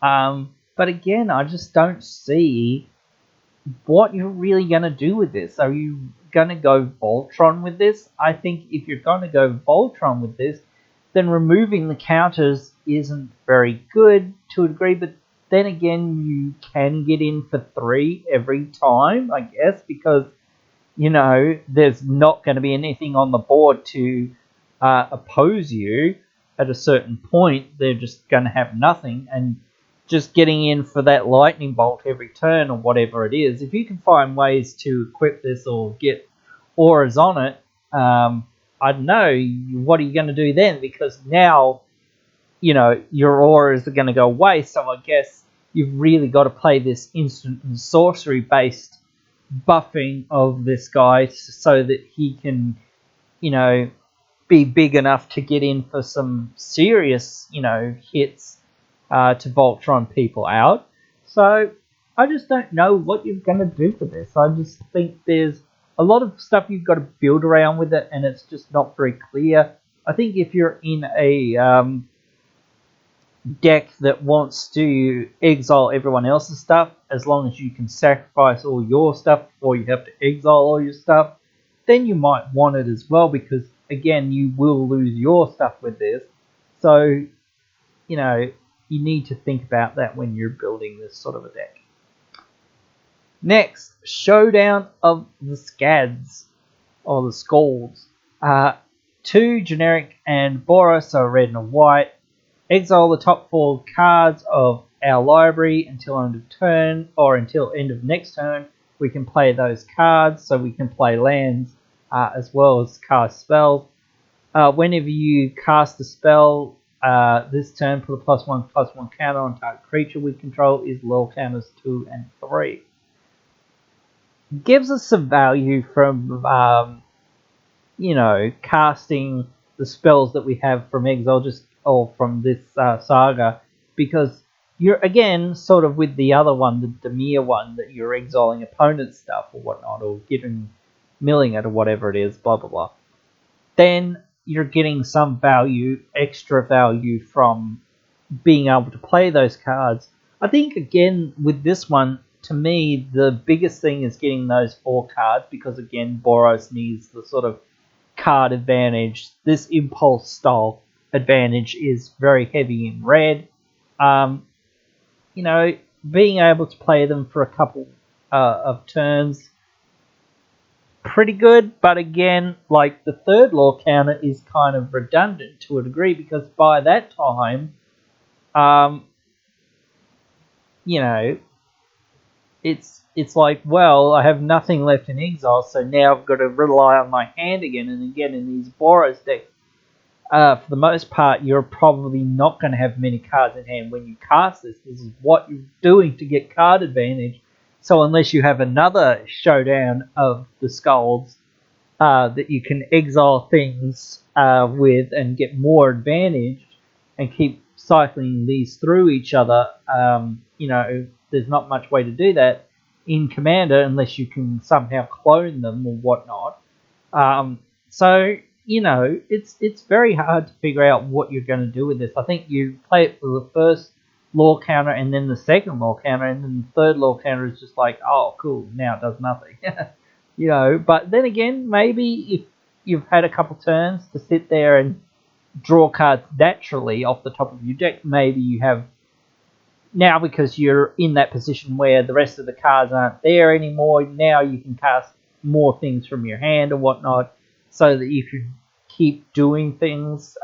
So it gives you extra cards, I guess, to a degree, to play with, because you want to cast the cards from exile more than you want to cast the cards from your hand, because they're going to go away otherwise. So I don't know, it sort of draws you to a degree, but not really. But it also sort of draws you because you maybe get 1 or 2 of those spells, then you maybe get 1 or 2 cards to your hand as well that you don't cast, because again, you're trying to cast all the spells from the exile. So I don't know. maybe there's some things in this. I actually think this is kind of good in the Mardu enchantments deck. So that could be a thing, maybe. Next, one of the gods, but also a planeswalker, Valky, God of Lies, is the front face, but Tybalt, Cosmic Impersonator, is the other side. So Valky, 2 mana, 1 and a black, 2/1. When it enters the battlefield, for each opponent, they reveal their hand, and we exile one of their creature cards until Valky leaves the battlefield. X mana, we choose a creature, exile with Valky. Its CMC is X, whatever. Sorry, excuse me. And Valky becomes a toppy of that card.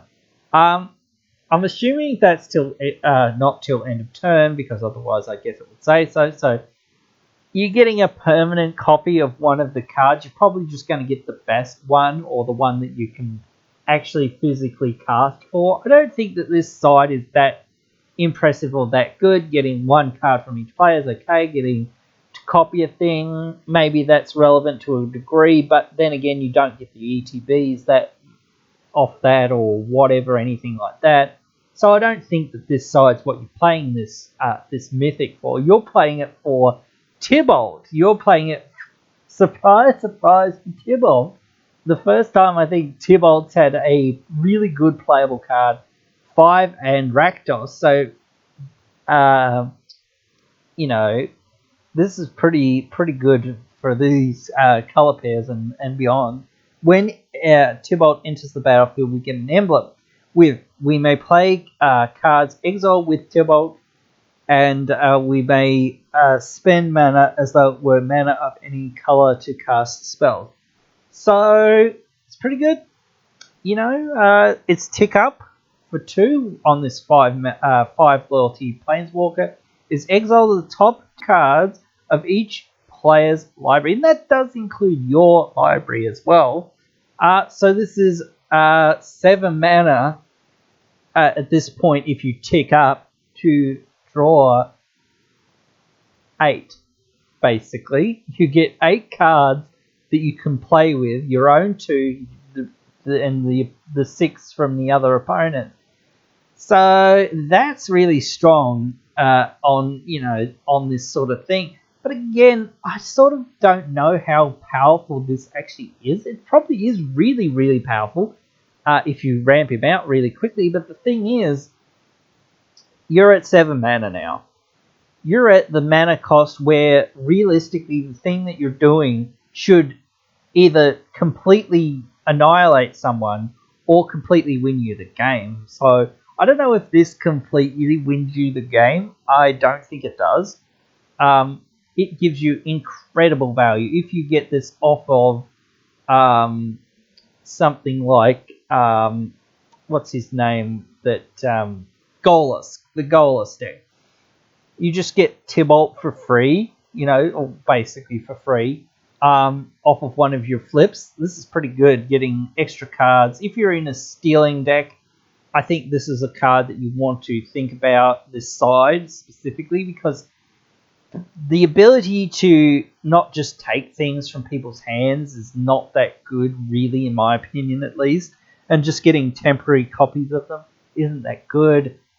Really, you want to be able to cast things so that you can get incremental value off of stealing things later and whatnot. So, yeah, that's pretty good. Next 3 is exile an artifact or creature. You just can get a lot of things with this. And it is exile-based removal. Even if you don't cast the cards, it's just ridiculous this happens to exile things. I think this is the only time that red exiles anything. Same with black. This is one of the few times that actually exiles something. It is limited to 2 permanent types, which is just fine. You can work around, it being artifacts or creatures. This is a really good ability as well. All the abilities on this are really good.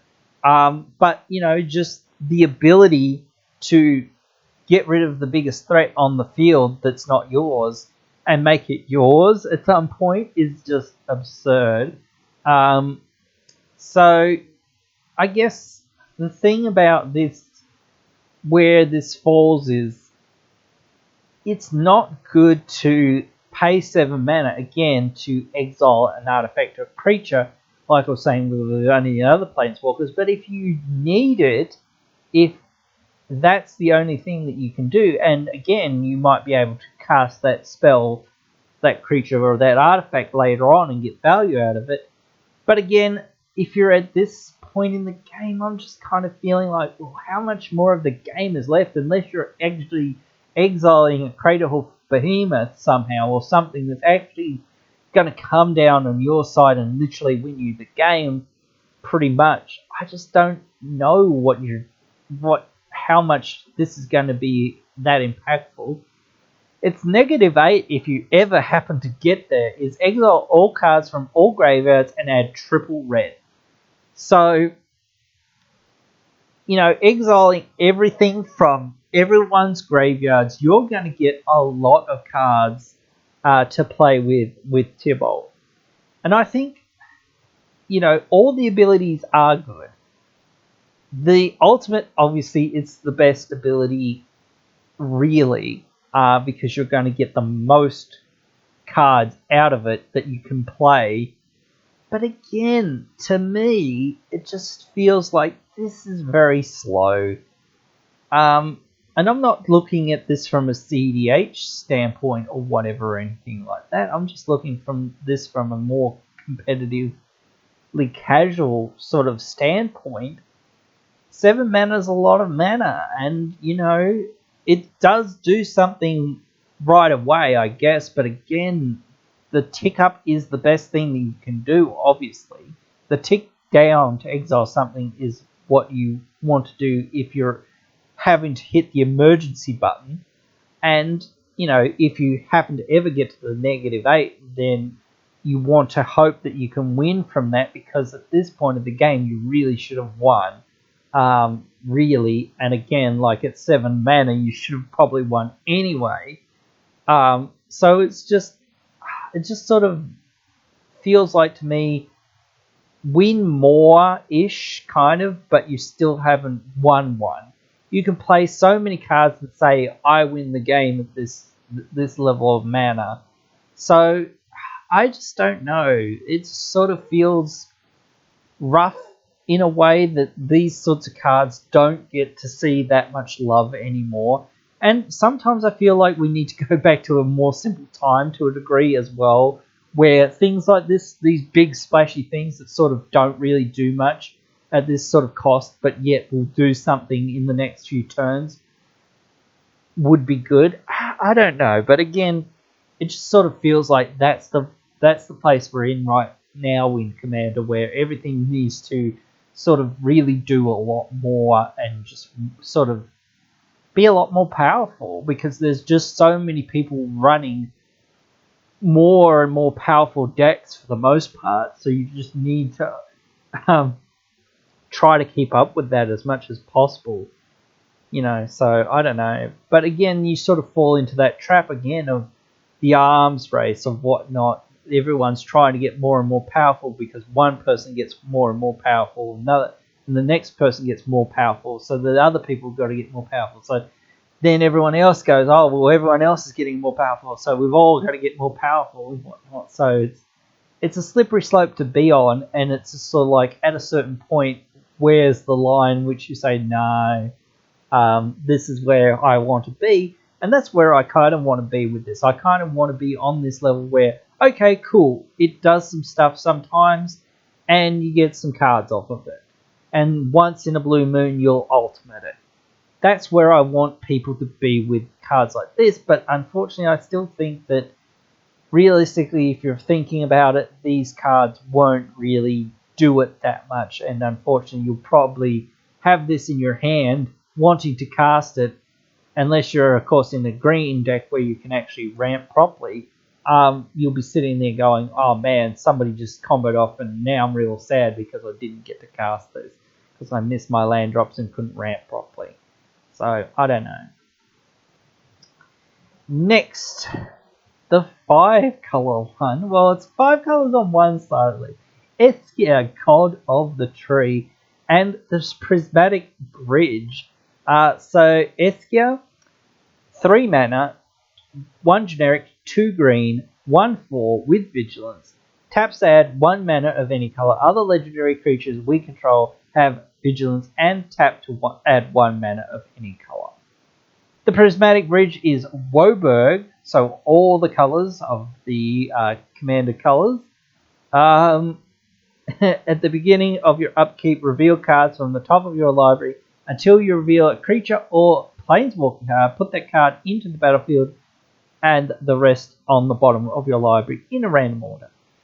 Very good, very powerful. Its front side is early ramp or fairly early ramp, fairly early mana dork. Turns all your other legendaries into mana dorks. I don't think you need to be legendary tribal with this.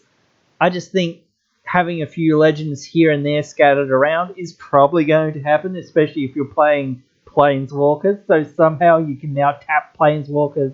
Oh no, it's legendary creatures, sorry, not permanent. Oh well, whatever. But anyway, just having a few legends in this deck is probably going to happen naturally because you probably want to have a lot of things that do good stuff, and a lot of legendaries do good stuff. So, there's a lot of good stuff in the 5 colors. So, when you're in the 5 colors, rather. So, you can definitely find some good legends to put into this and not have to try too hard. This prismatic bridge, 1 free spell, creature or planeswalker every single turn. Yeah, that's kind of ridiculous. It's a very strong. You don't even have to do anything. At 5 mana, of course, it's a little bit slow and you've got to have a fair amount of fixing for this sort of thing. But, it does happen. It can happen very easily. And you can get some ridiculous cards off this. If you have Kadama from Commander Legends, then you can just put another creature or planeswalker from your hand onto the battlefield, so it just cheats so many things with so many other things that help to give you free things. I think this is somewhat a better sort of semi-cascade sort of style commander than some of the other cascadey commanders. This ability literally isn't cascade, but it might as well be. It's, you don't even have to do anything for it to activate and turn on and give you some value out of it. So it's really good. I'm seeing a few people play, some jankier builds of this, but I'm certainly seeing some people playing some very strong builds of this as well online and whatnot. So I think that this is a really good head of a deck. I think 5 color is becoming more and more popular. I was actually thinking about making a 5 color deck myself, but again, I'm not sure what exactly you're doing with this, other than just getting free value out of it. Like, that's, I think, all you need. You don't need anything else. But it just sort of lends itself to that good stuff deck, which I don't really particularly like. I want my deck, at least in my opinion, to be a specific synergistic style of deck that's doing one thing, and going in one direction. And I think you could sort of do that to a degree. But I think this whole just getting free things just leans you to going, oh, well, I'll play Omniscience and things like that so that I can cast things for free from my hand. And I'll play Kadama so that I can cast an extra thing for free whenever a thing enters the battlefield and things like this. Just very powerful sorts of things that just sort of lend itself to being more and more powerful. That other card, the green card, lets you play CMC +1 of a card during your upkeep or scry 1 or whatever. Those sorts of cards. So, there's sorts of things like that you'll get into. There's certainly more powerful ways to build it, and I think there's actually a few combos that you can do with it, with those sorts of cards as well. So, this is quite a good card for us. I don't know what Standard's going to do with it because, it's yeah, it's already had a fair share of other things that have you know, shaken up the format and really bent the format in all kinds of different directions. But then again, people aren't playing it that much except for online and whatnot. So I guess you get away with being horrible because you're online and whatnot. Anyway, move on. Jorn, God of Winter, and Keldrig, the Rune Staff. So Jorn, 3 mana, 3/3, 2 and a green. Whenever he attacks, untap each snow permanent we control. Pretty good in a snow deck. I don't think you're going to find this guy anywhere else but in Snow Tribal. That's what he's for. His artifact or his rune, 1 and a Demir, so a blue and a black. Tap it, pay target snow permanent card from our graveyard this turn. If we do, enters the battlefield tapped. It feels like somewhat Muldrotha, but for snow. And again, to me, a little bit, the staff isn't quite as good in my opinion. I think it's good, but I don't think it's quite as good as untap each snow permanent you control. You can get so much mana off of this. You don't even care if this guy dies because, again, you're going to have at least +2 mana somewhere, so you can recast him pretty easily, and recast him again and again. You're going to be able to get to that point where you can recast him and do these sorts of things so that you can keep ritualing out other things and going to town with your snow stuff. I just don't know how much snow stuff there is, if there's quite enough for this deck to be really good. I think there's a fair few things to make this pretty good. I was actually thinking about it myself, but I'm not 100% sure on it. It seems cool though, and I think snow.deck can be a thing. And as I was sort of saying, sometimes it sort of feels like we're being pushed more and more into this space where you might as well be running Snowlands. And if this happens to just be in your deck as well, you know, again, even if it's not the commander, you might just be like, well, I'm actually playing Snow.deck. My commander isn't a Snow.deck commander, but I am playing, you know, everything that is snow otherwise. The commander's just there for the colours or whatnot. Or just for good value or whatnot, like Kenrith or whatnot. So, I don't know, this seems interesting. It seems like a very cool deck to, no pun intended, to build around, but other than snow, I don't know, returning snow stuff, again, you're just like snow, snow, snow. Very snowy. So I just don't know whether there's enough snow stuff.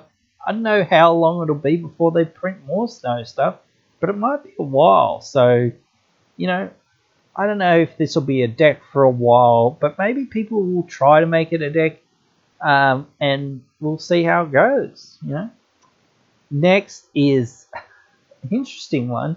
Path to the World Tree, 2 mana enchantment. When it enters the battlefield, we search for a library for a basic land card, reveal it, put it into our hand, shuffle our library. And then 2 mana and all the Woburg colours. Sacrifice Path to the World Tree. We gain 2 life. We draw 2 cards. Target opponent loses 2 life. Path of the World Tree deals 2 damage up to 1 target creature, and we get a 2/2 or creature token. This does so many crazy things. It's not ramp literally on its top part, but I think that just everything else it does is just really quite insane. You know, like everything being 2 is a little bit underwhelming, but the fact that it's so many things that you get off of this, it's incredible value, especially if you can recur this. You know, this is quite good, but it is an uncommon, and the thing is, sometimes I think some of the uncommons and whatnot get overlooked a little bit to a degree. To me, some of the good ones I want to go through, but you know, some of the other ones I sort of skip by as much as possible. Bears of Littjara is next one. Simic one, it's one and a Simic of blue and a green. So first law counter, create a 2/2 blue shapeshifter token with changeling. Law 2, any number of target shapeshifter creatures you control have base power 4/4. Law 3, choose up to one target creature or planeswalker. Each creature with power 4 or greater deals damage equal to its power to that permanent. So realistically, what you're getting is actually a 4/4 for the most part. This is a 3 mana 4/4, which is pretty good. You know, that's above the curve. It doesn't have any other abilities really. It is a shapeshifter or whatnot, so it will trigger some other shenanigans if you have abilities with shapeshifters or with any tribe really. It's only up to one target creature or planeswalker, but it's each creature power 4 or greater. So if we have more creatures than one, you know, we can deal a whole bunch of damage to one of those creatures or planeswalkers. You know, that's pretty good. I think this is solid. I don't think it's anything to really party and carry on too much about, but I think it's probably fine. You know, just 4 power for 3, then dealing, you know, maybe 4 or maybe more power damage to a creature or planeswalker. This is in blue and green as well, which is kind of a little bit weird, but it is sort of a fight spell or a whatnot to a degree. So yeah, I kind of see that where that is. But if you want to create Simic tokens or whatnot, or get rid of some people's stuff, I think this could be somewhat good. And if you happen to have some enchantment synergies, you might want this as well. I think it might go in Vant style enchantment decks. The Blood Sky Massacre is next. 1 and Rakdos, so black and a red. Law 1, create a 2/3 Demon Berserker creature token with Menace.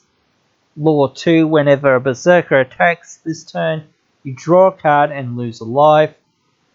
Third law, add a red for each Berserker you control until end of turn. You don't lose this mana as steps and phases end. So to me, honestly, really, this is sort of a slow Phyrexian Arena for one turn on the second law counter, and then, you know, it's also sort of a slow, you know, semi-ritual to a degree. I don't think you play this for one piece. I think you play it for all the pieces for the most part. You want to be Berserker or whatever tribal for the most part. I don't know how many Berserkers there are out there. I don't know how good they are. But if you're a Berserker deck, you're going to want this because it's going to draw you a card probably. Maybe it'll add you a couple of mana and you'd just be pretty good for you. So, you know, if you happen to have more Berserkers than the Berserkers that this makes, I don't think the 2/3 Berserker is that good. It's just going to die pretty easily and pretty quickly out there in the game's Commander. So it drawing you one card and it losing you one life, you'll pay that. It doesn't really matter. It doesn't matter if it dies because you don't care, because again, it's probably going to die one way or another anyway. You know, if you happen to somehow keep that 2/3, it might add extra mana, but I don't think it will again. So you probably want to rely on being a Berserker deck. Next, the Raven's Warning. 1 and Azorius, so blue and a white. Law 1, create a 1/1 blue bird creature token with flying. You gain 2 life. Law 2, whenever one or more creatures you control with flying deal combat damage to a player, look at that player's hand and draw a card. Law 3, you may put a card you own from outside the game on top of your library. So this is a tutor at that third law counter. I was about to say that third turn, but that third law counter. This is very much a blue-white control style card. It's gaining you life so you can stay in the game. It's letting you look at an opponent's hand so that you can, formulate your strategies about, what sort of cards you need to put together so that you can, work around what that player's doing. It's giving you that somewhat incidental card advantage. It's giving you a tutor effect. The tutor effect, of course, doesn't really work in Commander, so I don't think that that's a big deal. Unless it's from exile, it's not going to happen that much. So, unfortunately, unless you're actually exiling your own things, maybe you're exiling things for Force Will, I don't know.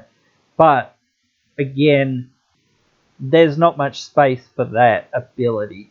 So, it's the first two abilities that I think you want, but I don't think this is that good. I think if you're in that control deck, maybe you want it, though. Next, Walking the Trolls. 6 mana, 4 and Gruul, red and green, otherwise known as Law 1, destroy target land. Law 2, put target land card from a graveyard onto the battlefield under your control. Law 3, choose target opponent. If they control fewer lands than you, create a number of 4/4 green troll warrior creature tokens with trample equal to the difference. Unfortunately, I think this isn't that good. I know I might have said that about a couple of these cards, really, but here and there, but the thing is, no, just no. Really, no. Destroying a land at 6 mana isn't that good. Then next turn, having to get a land from someone's graveyard, probably the person that you blew up their land of, then just getting maybe 1 4/4 or maybe a couple 4/4s. Maybe you'll get more 4/4s if somebody's playing Boros and just has no lands or whatever, or if somebody's dead behind, basically. Maybe, but again, the value of this, yeah, okay, sure, you get a 4/4 at the end, or maybe a couple 4/4s at the end. Yeah, I'm not hyped on that. I just don't think that it'll all amount to enough. So, but if you're really heavy on the last bit, then I can see if you can fast forward this with getting extra counters with Vorinclex or other things like that, then maybe it's better. I'm not sure. But, just to me, just the destroy land part sort of isn't that good, and I don't know, you do want to have some answers for certain cards, but certainly I just don't think this is the best sort of answer for this sort of thing. I just think they're a lot better, so I just don't see that you'll really run this that much. So yeah, we'll move on to Evergar, the Freezing Flame.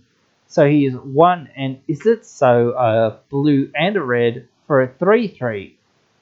Whenever a creature an opponent controls is dealt excess damage, if a giant wizard or spell you control dealt damage to it this turn, you draw a card. So if you're doing excess damage to creatures or planeswalkers, you're drawing cards. You Blasphemous Act. You're going to draw a lot of cards because there's not many things that have more than 13 power or toughness or what have you. So you're going to draw quite a few cards off of that. Extra value for, giants killing things. It sort of gives you a sense of trampling damage as well. So if you can find ways to give trample, that would be good too. So that when you're actually doing excess damage to those creatures and planeswalkers and whatnot, you're actually doing damage to the players as well, whatnot, on your creatures. But I think you might be just heavy on the spells part of this. Because again, for the most part, there's not that many pingers that of giants and wizards that I know of that actually ping creatures or planeswalkers. There might be a couple, but again, getting them to do excess damage is going to be the hard part. I think you more want to build around, the spell part of this so that you can take advantage of big mana, sort of burn spells and sort of double damage effects, Torbrun effects especially that affect your opponents and not your stuff, so that you can get more out of the burn sort of stuff that you're doing. You can find certain things to do with this, and you can certainly find things to do with Fajira, Judge of Valor. This is the Orzhov, an Orzhov Angel, 2 white and double black, 2/4 flying lifelink. Whenever you cast your second spell each turn, look at the top 3 cards of your library. You may put one of them into your hand and the rest into your graveyard. This is a nice graveyard filler, and it also gives you a sense of card advantage. It also does this every turn that you can, basically get, 2 spells per turn.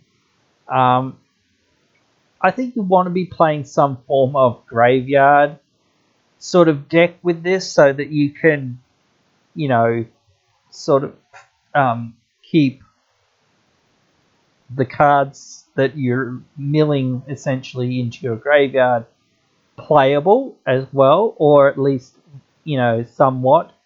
And you do have a few instant sorceries that have flashback and whatnot, so, sometimes it'll make your choice a little bit easier with putting whatever you want to put in your graveyard, and you certainly have access to a lot of creatures in black that sort of recur themselves and whatnot. So I can see some things to do with this. I don't think you're Angel Tribal or whatnot with this. I think you're strictly like trying to cast 2 spells each turn, but you're also trying to be a graveyard deck, which is kind of weird. So you want flash speed on your creatures and whatnot so that you can cast your things from the graveyard, which gives you, access to quote-unquote that another hand, essentially, so that then you can get more things into your graveyard, cast more things from your graveyard, get more things into your graveyard, keep, recurring things and whatnot, and getting value that way so that you can, once you get to your turn, you can do stuff with them, either sacrificing them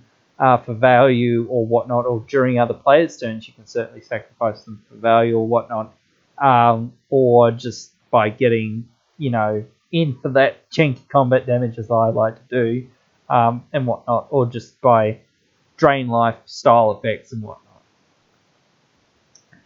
Next, Herald of Scamfar. This is Golgari one. 1 and Golgari, so black and green. 3/2 with Menace. When he enters the battlefield, look at the top 5 cards of our library. We may reveal an elf or warrior, or Triva card from among them. Put it into our hand. Put the rest on the bottom of our library in random order.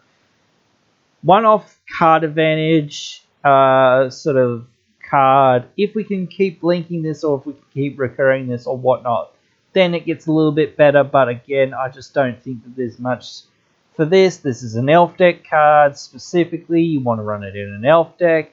That's about all there is to it. It gives you a one-off advantage.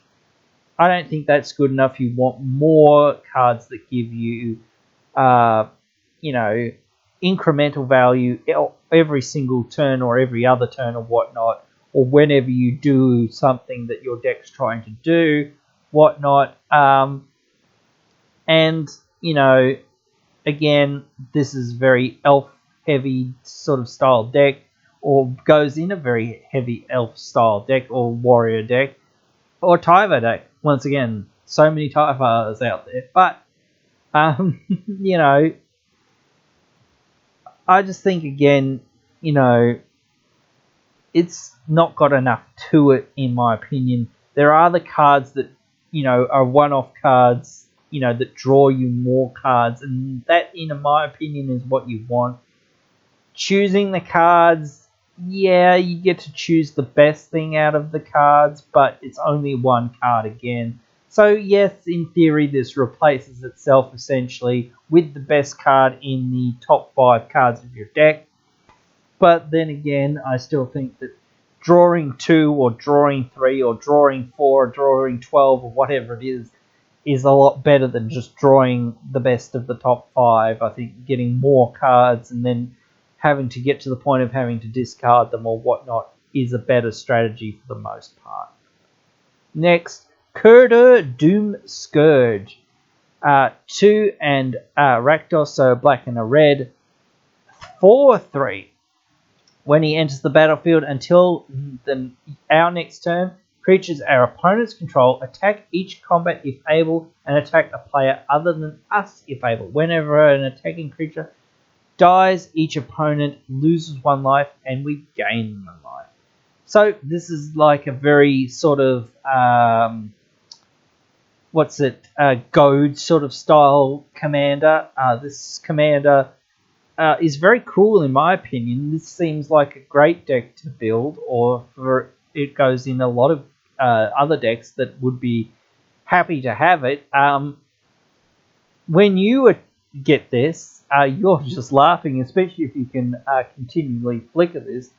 You're just going to control so much combat, and you're just going to be able to do a lot of stuff with this sort of a deck where you're just like, controlling other players so that they kill each other and so that you win and whatnot.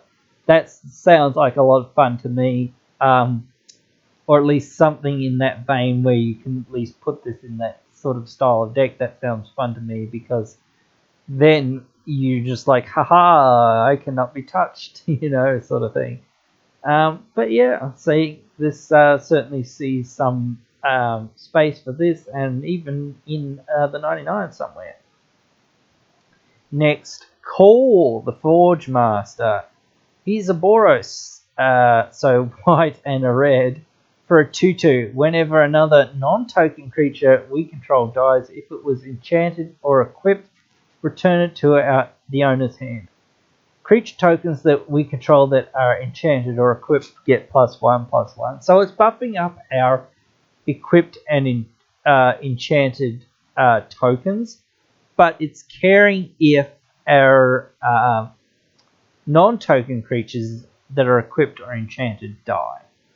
This feels just a little bit weird, but it certainly just like fits into the Boros sort of equipment style decks, and it seems like that's all Boros is good at anymore, is just these equipment decks. That's the only way Wizards wants to go with Boros, and I just feel a little sad that that's the only direction that they have, and that's sort of what negates any interest from a lot of players, that this is the one and only basic strategy in those colors that has any support, and it's still not that well supported. So no, unfortunately. If you're in those sorts of decks though, I would find space for this if you can. That's quite good for what you're doing. Next, Majara, Birkhead Protector. Definitely said that wrong. 2 green and double white. 2/3. Other creatures we control get +1/+1. Whenever a land ETBs under our control, we get a 1/1 white human warrior creature token. So it's really a 2/2 human token, because other creatures are getting +1. The fact that this is an anthem and a token generator all in one, that seems pretty good. Tristani, the recent one from Ravnica or whatever it was, Ravnica Allegiance or Guilds of Ravnica, I can't remember which. Whenever she enters, she makes 2 1/1s, and other creatures you control get +1/+1. I think those 1/1s do have lifelink or whatever, but that's pretty good. But just like whenever we get a land, we get a 1/1. Of course, we're going to get other effects in this sort of deck, and we're going to have other enchantments and effects that sort of say, well, when you get this 1/1, it gets +3/+3, or it gets +4/+4, or you actually get a 4/4 angel, which is actually getting +3/+3, or whatever, those sorts of other things. so that, you know, you're actually getting something more relevant than what you are. To me, honestly, this is more of a 99 card to me, but this does seem kind of cool as its own deck, but you do have to work around it a little bit more, and I do think the whole it's another landfall commander, which some people are kind of a little bit sick of, might just not see as much play. Plus, it isn't as powerful as some of the other, landfall style commanders or other token generating commanders. But I still think that this is cool and it might see some play in the 99 of some other token decks and whatnot. Next, Montry of the Frost, or Moontree of Frost? I'm not sure, sorry. 2 green, double blue, Snow, Changeling. It's a 0/0. But you may have it enter the battlefield as a copy of a permanent you control, except it's a legendary and snow in addition to its other types. And it gets, and if it's a creature, it enters the battlefield with 2 additional +1/+1 counters. And of course, it has Changeling. So, clones, snow clones. I don't know whether you're really snow. I just think that this is a bit weird that this is a snow. Maybe it goes in the snow deck. I'm not sure, but then again, what are you going to clone? I don't know, but again, seems kind of cool. Clone stuff, you know, there's a lot of good cloning stuff, and there's lots of good stuff in green and blue to clone. So there's a lot of good blue clones that you could be running along with this, and you get the ramp in green. So unfortunately, if you happen to think about the whole Spark Double Sakashima sort of stuff that a lot of decks do now, is that they don't care about the legend rule. This does care about the legend rule, but, you know, it could do some things, and you could find space for this if you're running a Simic clones, or this is your commander as well. So there's some stuff for this. Next, Nefri, Betrayer King. 3 and Demir, so a blue and a black. Other snow and zombie creatures we control get +1/+1. 3 snow manas, and we can return the king from our graveyard to the battlefield tapped. So, either snow stuff or zombies. Are there snow zombies? I'm not sure. I don't think there actually are. So I'm not sure about this. It seems kind of cool by itself. It seems like you can do some cool things reanimating him. And he is a lot cheaper to reanimate from the graveyard for 3 snow rather than, 5 mana or plus your 2 mana command attacks or whatever. So I wouldn't mind putting this in the graveyard if it just so happens to die every once in a while. So I think that that's just good value on the card. Not sure about everything else, but I do think that, just if you happen to go somewhat zombie tribal, and then maybe it's pretty good. But I don't know how much other stuff you can sort of fit in here. But maybe that's more for standard stuff, I'm not sure. Or maybe Brawl, I'm not sure. Yeah, but again, I just think that this is kind of cool. He reanimates himself pretty easily, and it is at instant speed. So you can get him back before your turn and untap with him, and then go to town and do other stuff. So seems like it would be good. Next, Skawar, Ice Sculptor. 1 and Gruul. So a red and a green. Legendary Troll 2/4. 3 mana, we tap him, we create a snow artifact creature, a snow artifact token named Icy Manlith with tap, add 1 mana of any color. Then we can pay 6, a green and a red. Look at the top 4 cards of our library. We may cast a spell from among them without paying its mana cost. Put the rest on the bottom of our library in any order. This seems kind of cool. It makes its own mana generation to a degree.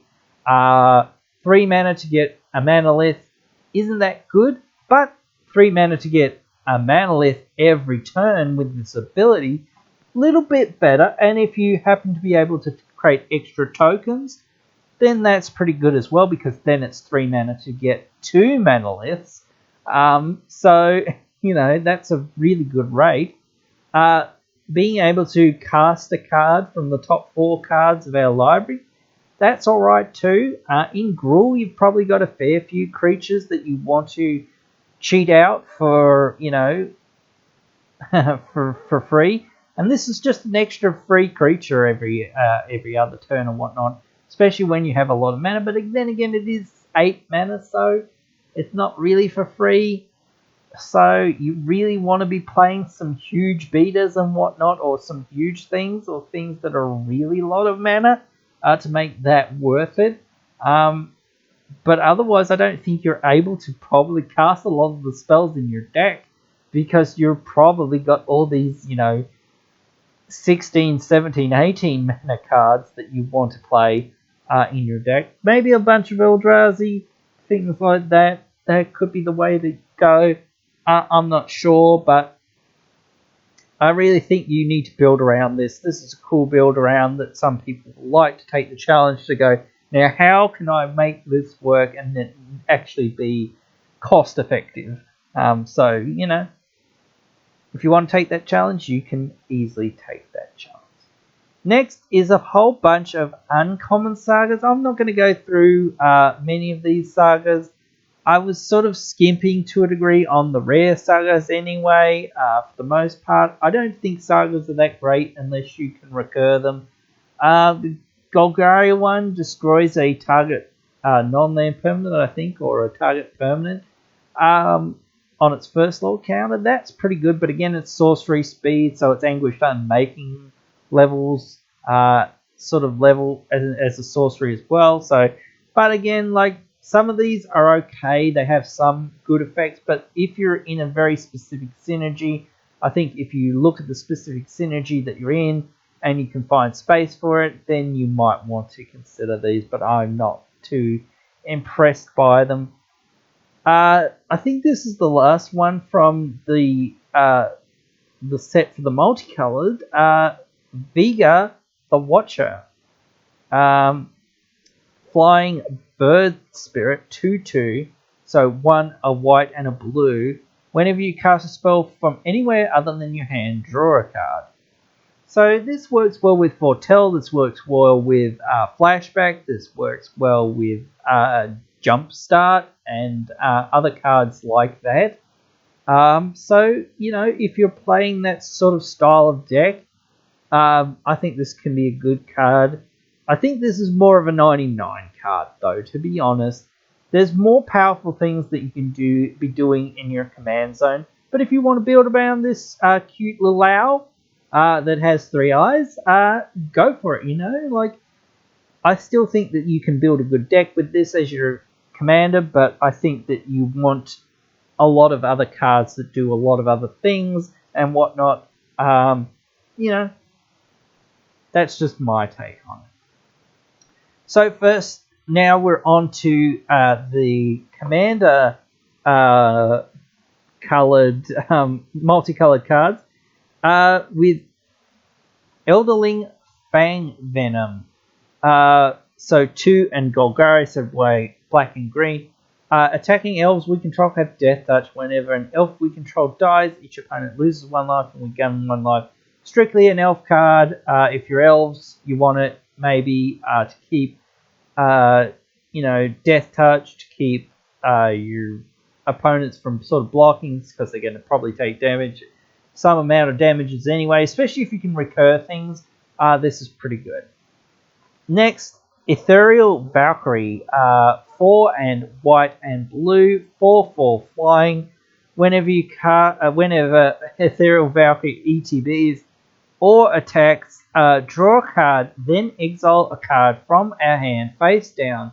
It becomes Foretold. Its Foretell cost is its mana cost reduced by 2.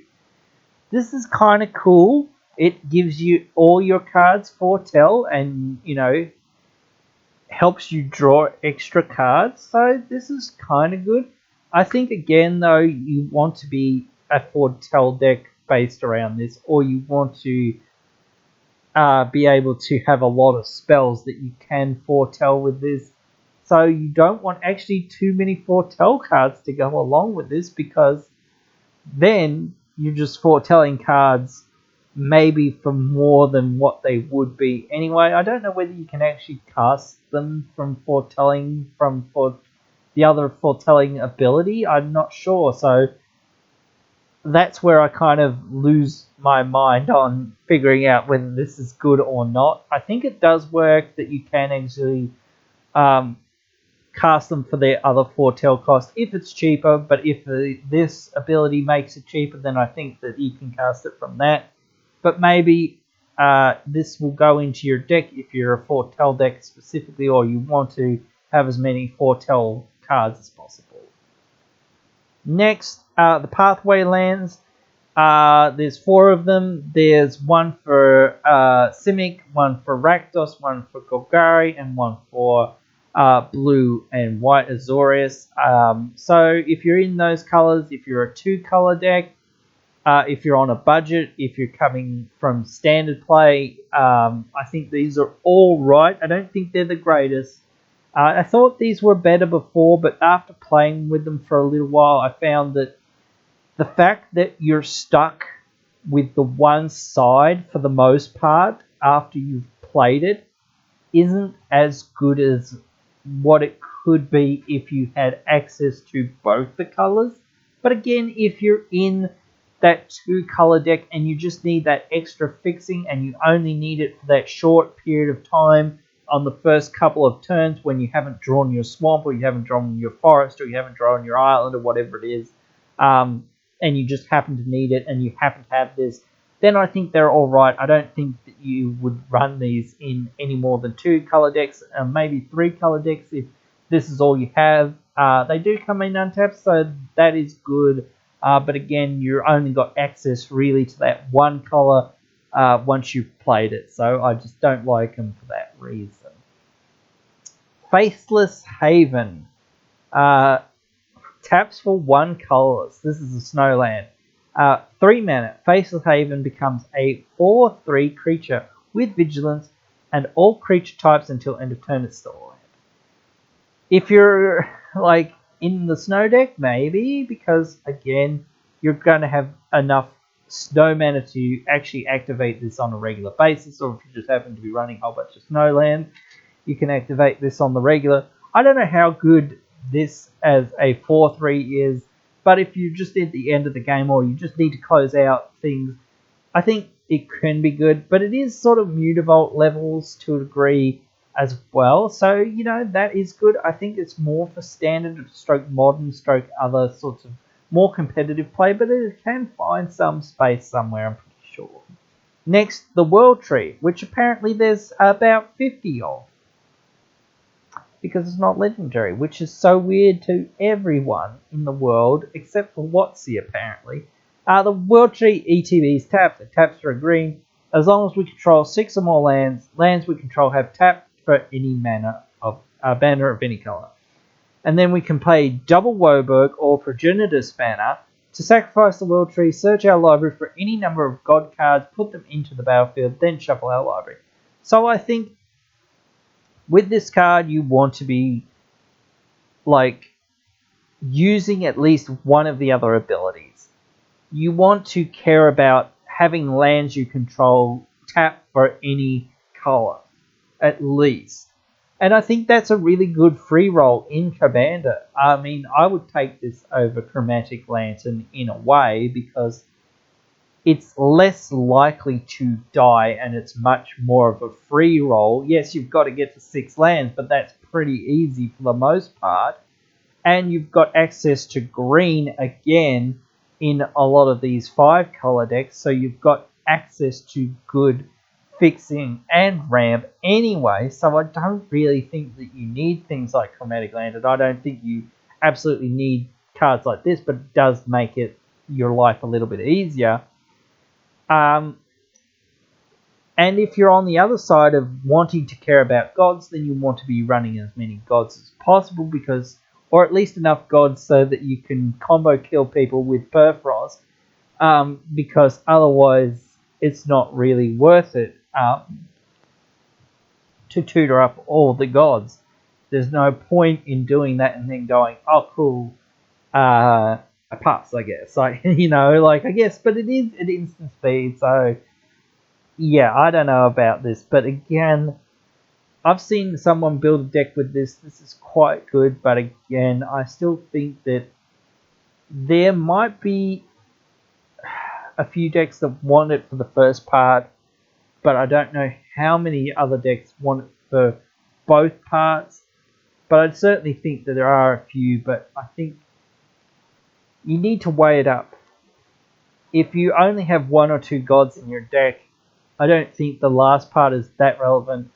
If you're not really caring that you can tap for mana of any color, I don't think this is worth it. But then what are you doing with it? Like, in your 5-color deck, I just don't know what you're really doing with it. It just seems a bit weird to be running this, God payoff card, or this, mana payoff card where you can tap for mana of any color, and then you're not playing these cards that are either hard to cast because of their mana costs and whatnot, things like that, because you want to be able to benefit from this sort of thing. So I just don't get the whole type thing. Next, Tyrant Sanctum. Taps for colors, 2 and tap. Target creature becomes a god in addition to its other types. Put a +1 +1 counter on it. 4 mana, tap it. Sack the Sanctum, put an indestructible counter on target god.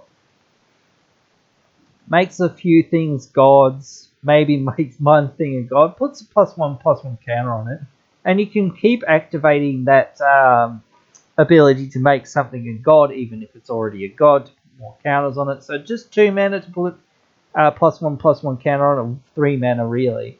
Pretty good, but I don't know, because again, you can get +1 +1 counters on all your creatures, but then again, they don't become gods or whatever and whatnot. But I don't know, sacrificing this to put an indestructible counter on a god, I don't know whether you want to go down lands at some point, but maybe you do if this is the only way you can protect one of your creatures and it happens to be a god. But then again, having to hold up 5 mana to protect a creature, I don't know about that. That just doesn't seem that good to me. To me, you could just run counterspell and things like this, or negate or whatnot, just to protect something. So 5 mana to give something an indestructible counter, so it's indestructible for the rest of the game. Exile effects still happen, sacrifice effects still happen, neg effects still happen. So I don't know. It's just the other ability on this, I don't know about. Maybe it'll save some people. If you're in colourless, I think you might run it because you don't have many other good options to give your creatures indestructible and whatnot as efficiently and whatnot at instant speed. So, that's the sort of thing that I can see with this. And making one of your artifacts into a god and giving it a counter maybe is worth it in that deck, but I'm not sure. Next, Cosmos Elixir, which I think I agree with a lot of people saying that this just should have been white. Because why does every other color now just get access to life gain? But anyway, 4 mana for an artifact. At the beginning of your end step, draw a card if your life total is greater than your starting life total. Otherwise, gain 2 life. It's just a casual, gain 2 life every turn for the most part. But if you have more than your starting life, you get to draw a card. So it's very bad for Exian Arena again. To a degree, getting you 1 card per turn. That's not what you want for the most part. But unfortunately, again, it's what you've got in, a lot of these, other decks and whatnot. If you happen to have that card that says whenever you gain life, you may pay X and draw X, where X is the amount of life you've gained, that sort of synergizes with that, which is good. Well of something, I can't remember its full name, sorry. But that's pretty good. But again, I don't know. Do the other colours really need that much life gain? I don't really think they need that much life gain. And what are they even doing with it? There's not that much synergies outside of white and maybe black that actually care about the life gain and whatnot, or at least paying life or whatnot, things like that. And just drawing a card randomly here and there. I don't know how much relevance that's going to be, but it's just nice value for the decks that maybe want to take this to put in decks and, use it for card draw or use it for just the gaining life so that you can use it for the things that you use for card draw and whatnot. So, yeah. Next, Mastwood Nexus. 4 mana. Creatures you control are every creature type. The same is true for creature spells you control and creature spells you own that aren't on the battlefield. 3 mana tap. Create a 2/2 shapeshifter creature token. Helps you out if you are in a creature deck or in a tribal deck that doesn't quite have enough members, like my squirrel deck. If you can find something to take out for this, just to make some, 2/2s for 3, well, 2/2s for 7 initially, I guess, or whatnot. You might just take this to go wide with your tokens and whatnot if you've not got many better options. And some decks don't have many better options. And you can take advantage of some ETB triggers and whatnot of some of these creatures entering. Next, Pyre of the Heroes. 2 mana artifact. Tap to sacrifice it. Search the library for a creature card that shares a creature type with the sacrifice a creature, search library that has CMC 1 plus that creature's CMC. Put that onto the battlefield, then shuffle your library. Activate this ability only anytime you can cast a sorcery. So it's sort of birthing pod. It's sort of birthing pod sort of effect.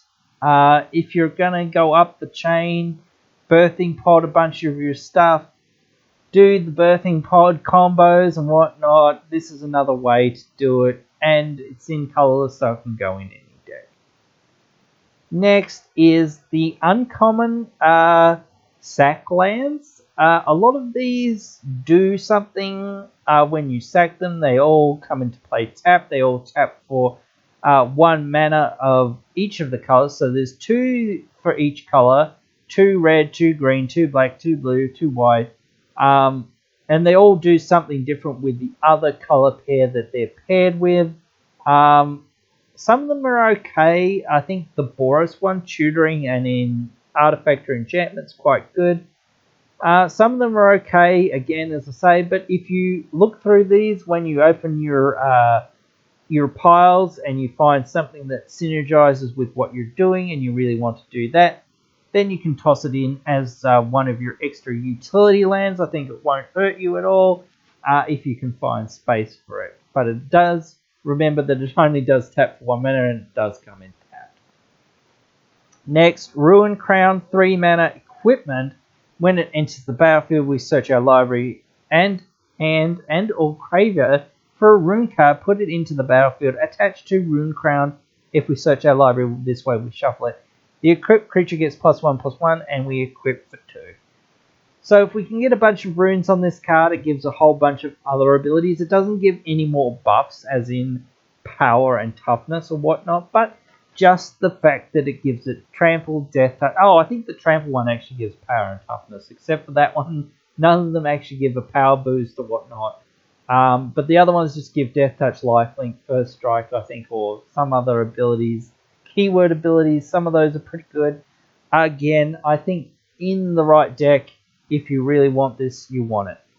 Weathered Runestone is quite interesting. 2 mana artifact.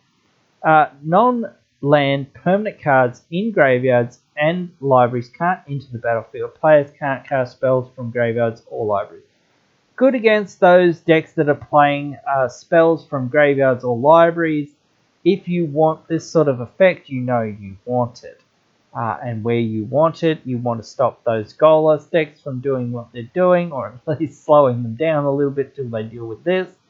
Then, you want it. If you're facing like a Muldrotha deck or a Marin deck, you want that other effect for them to not be able to get their spells back from their graveyard or their creatures back from their graveyard, whatnot. Same with Flashback and whatnot. But, it doesn't stop lands, so that's one thing that it doesn't touch, but that's okay for the most part. There's only a couple of cards like Ramoneth Excavator and Crystal Worlds that actually care about casting lands from the graveyard or playing lands from the graveyard, so I don't think you care about many lands entering from the graveyard that much. It's not that big of a deal, but there are some things that can occur with that still. Next is all the snow duels. There's a bunch of these snow duels. If you're in a budget deck and you happen to open some of these, or you happen to pick these up from Draft Chaff or whatnot, these are just fine. They are of the basic land type, so if you have things like Farseek and things like that, or things that refer to searching for plains and they're not basic plains, then, or basic forests or whatnot, or basic mountains or whatnot, then you can search these out and play them as a fixing land. I think these are just fine for budget decks, especially with giving them types. There's also the snow basics. Not going to spend too much time on those. These are cool. Obviously, no pun intended, but they are cool. The art is nice, but I think I prefer obviously full art ones. But if these are your jam, jam that jam. You know where you want them if you want them. Next is another cool snowland. It enters the battlefield tapped as it enters. It's Shimmerfield Vale, Shimmerdrift Vale. As it enters the battlefield, we choose a color. It taps to add 1 mana of the chosen color. Kind of cool. It's a land that can tap for a mana of any color. It comes in tap. But when you have that flexibility of, like, at that point, needing one color, and you really need that one color, especially in those 4 to 5 color decks and whatnot, this can really save you if you need that one color, or if you're just like in your starting hand and you don't have a green source or whatnot, or a red source, and you have a 1-drop red or 1-drop green or 1-drop blue, whatever card, even if you have to play that a turn late, it still might be worth it just to get the fixing out of this. This is quite good. Now I'm going to move on to 2 other cards now that I think are pretty good in sort of the same sort of style deck if you're not in green. Golden Pickaxe, 2 mana equipment, equips for 1. Equipped creature gets +1/+1. Whenever a equipped creature deals combat damage to a player, create a treasure token. This is a ramp, a pickaxe, or whatever. This is a ramp equipment. This sort of reminds me of the sword, the sword of the Animist. So you can do lots of things with this, where you get mana, and yes, it's whenever it deals damage. So double strike works with this, so you can get 2 treasures and whatnot. Sort of feast and famine or whatnot, sort of fire and ice sort of style effects will work well with this, and double strike and whatnot. So this is pretty cool for non-green decks. Also, Raider's Cave, 3 mana vehicle 4/4. When it attacks, look at the top card of your library. If it's a land card, we may put it into the battlefield tapped. It has crew for 3. So, 3 mana 4/4. It has to crew for 3. But again, looking at the top card of our library for a land, sometimes you'll hit it's basically a surveyor's scope, but on a vehicle. I think if you want this card in your vehicle deck, definitely toss it in. Very good card. But that is finally pretty much it for this, the final episode of our look at the Kaldheim set. I'll be taking a look at the Commander Precon upgrades very soon, as I sort of alluded to. But hope you have enjoyed this one. Hope you will rejoin us for another one in the future. I'm sorry this one has gone so long, but I hope you have enjoyed it and hope to see you in another episode.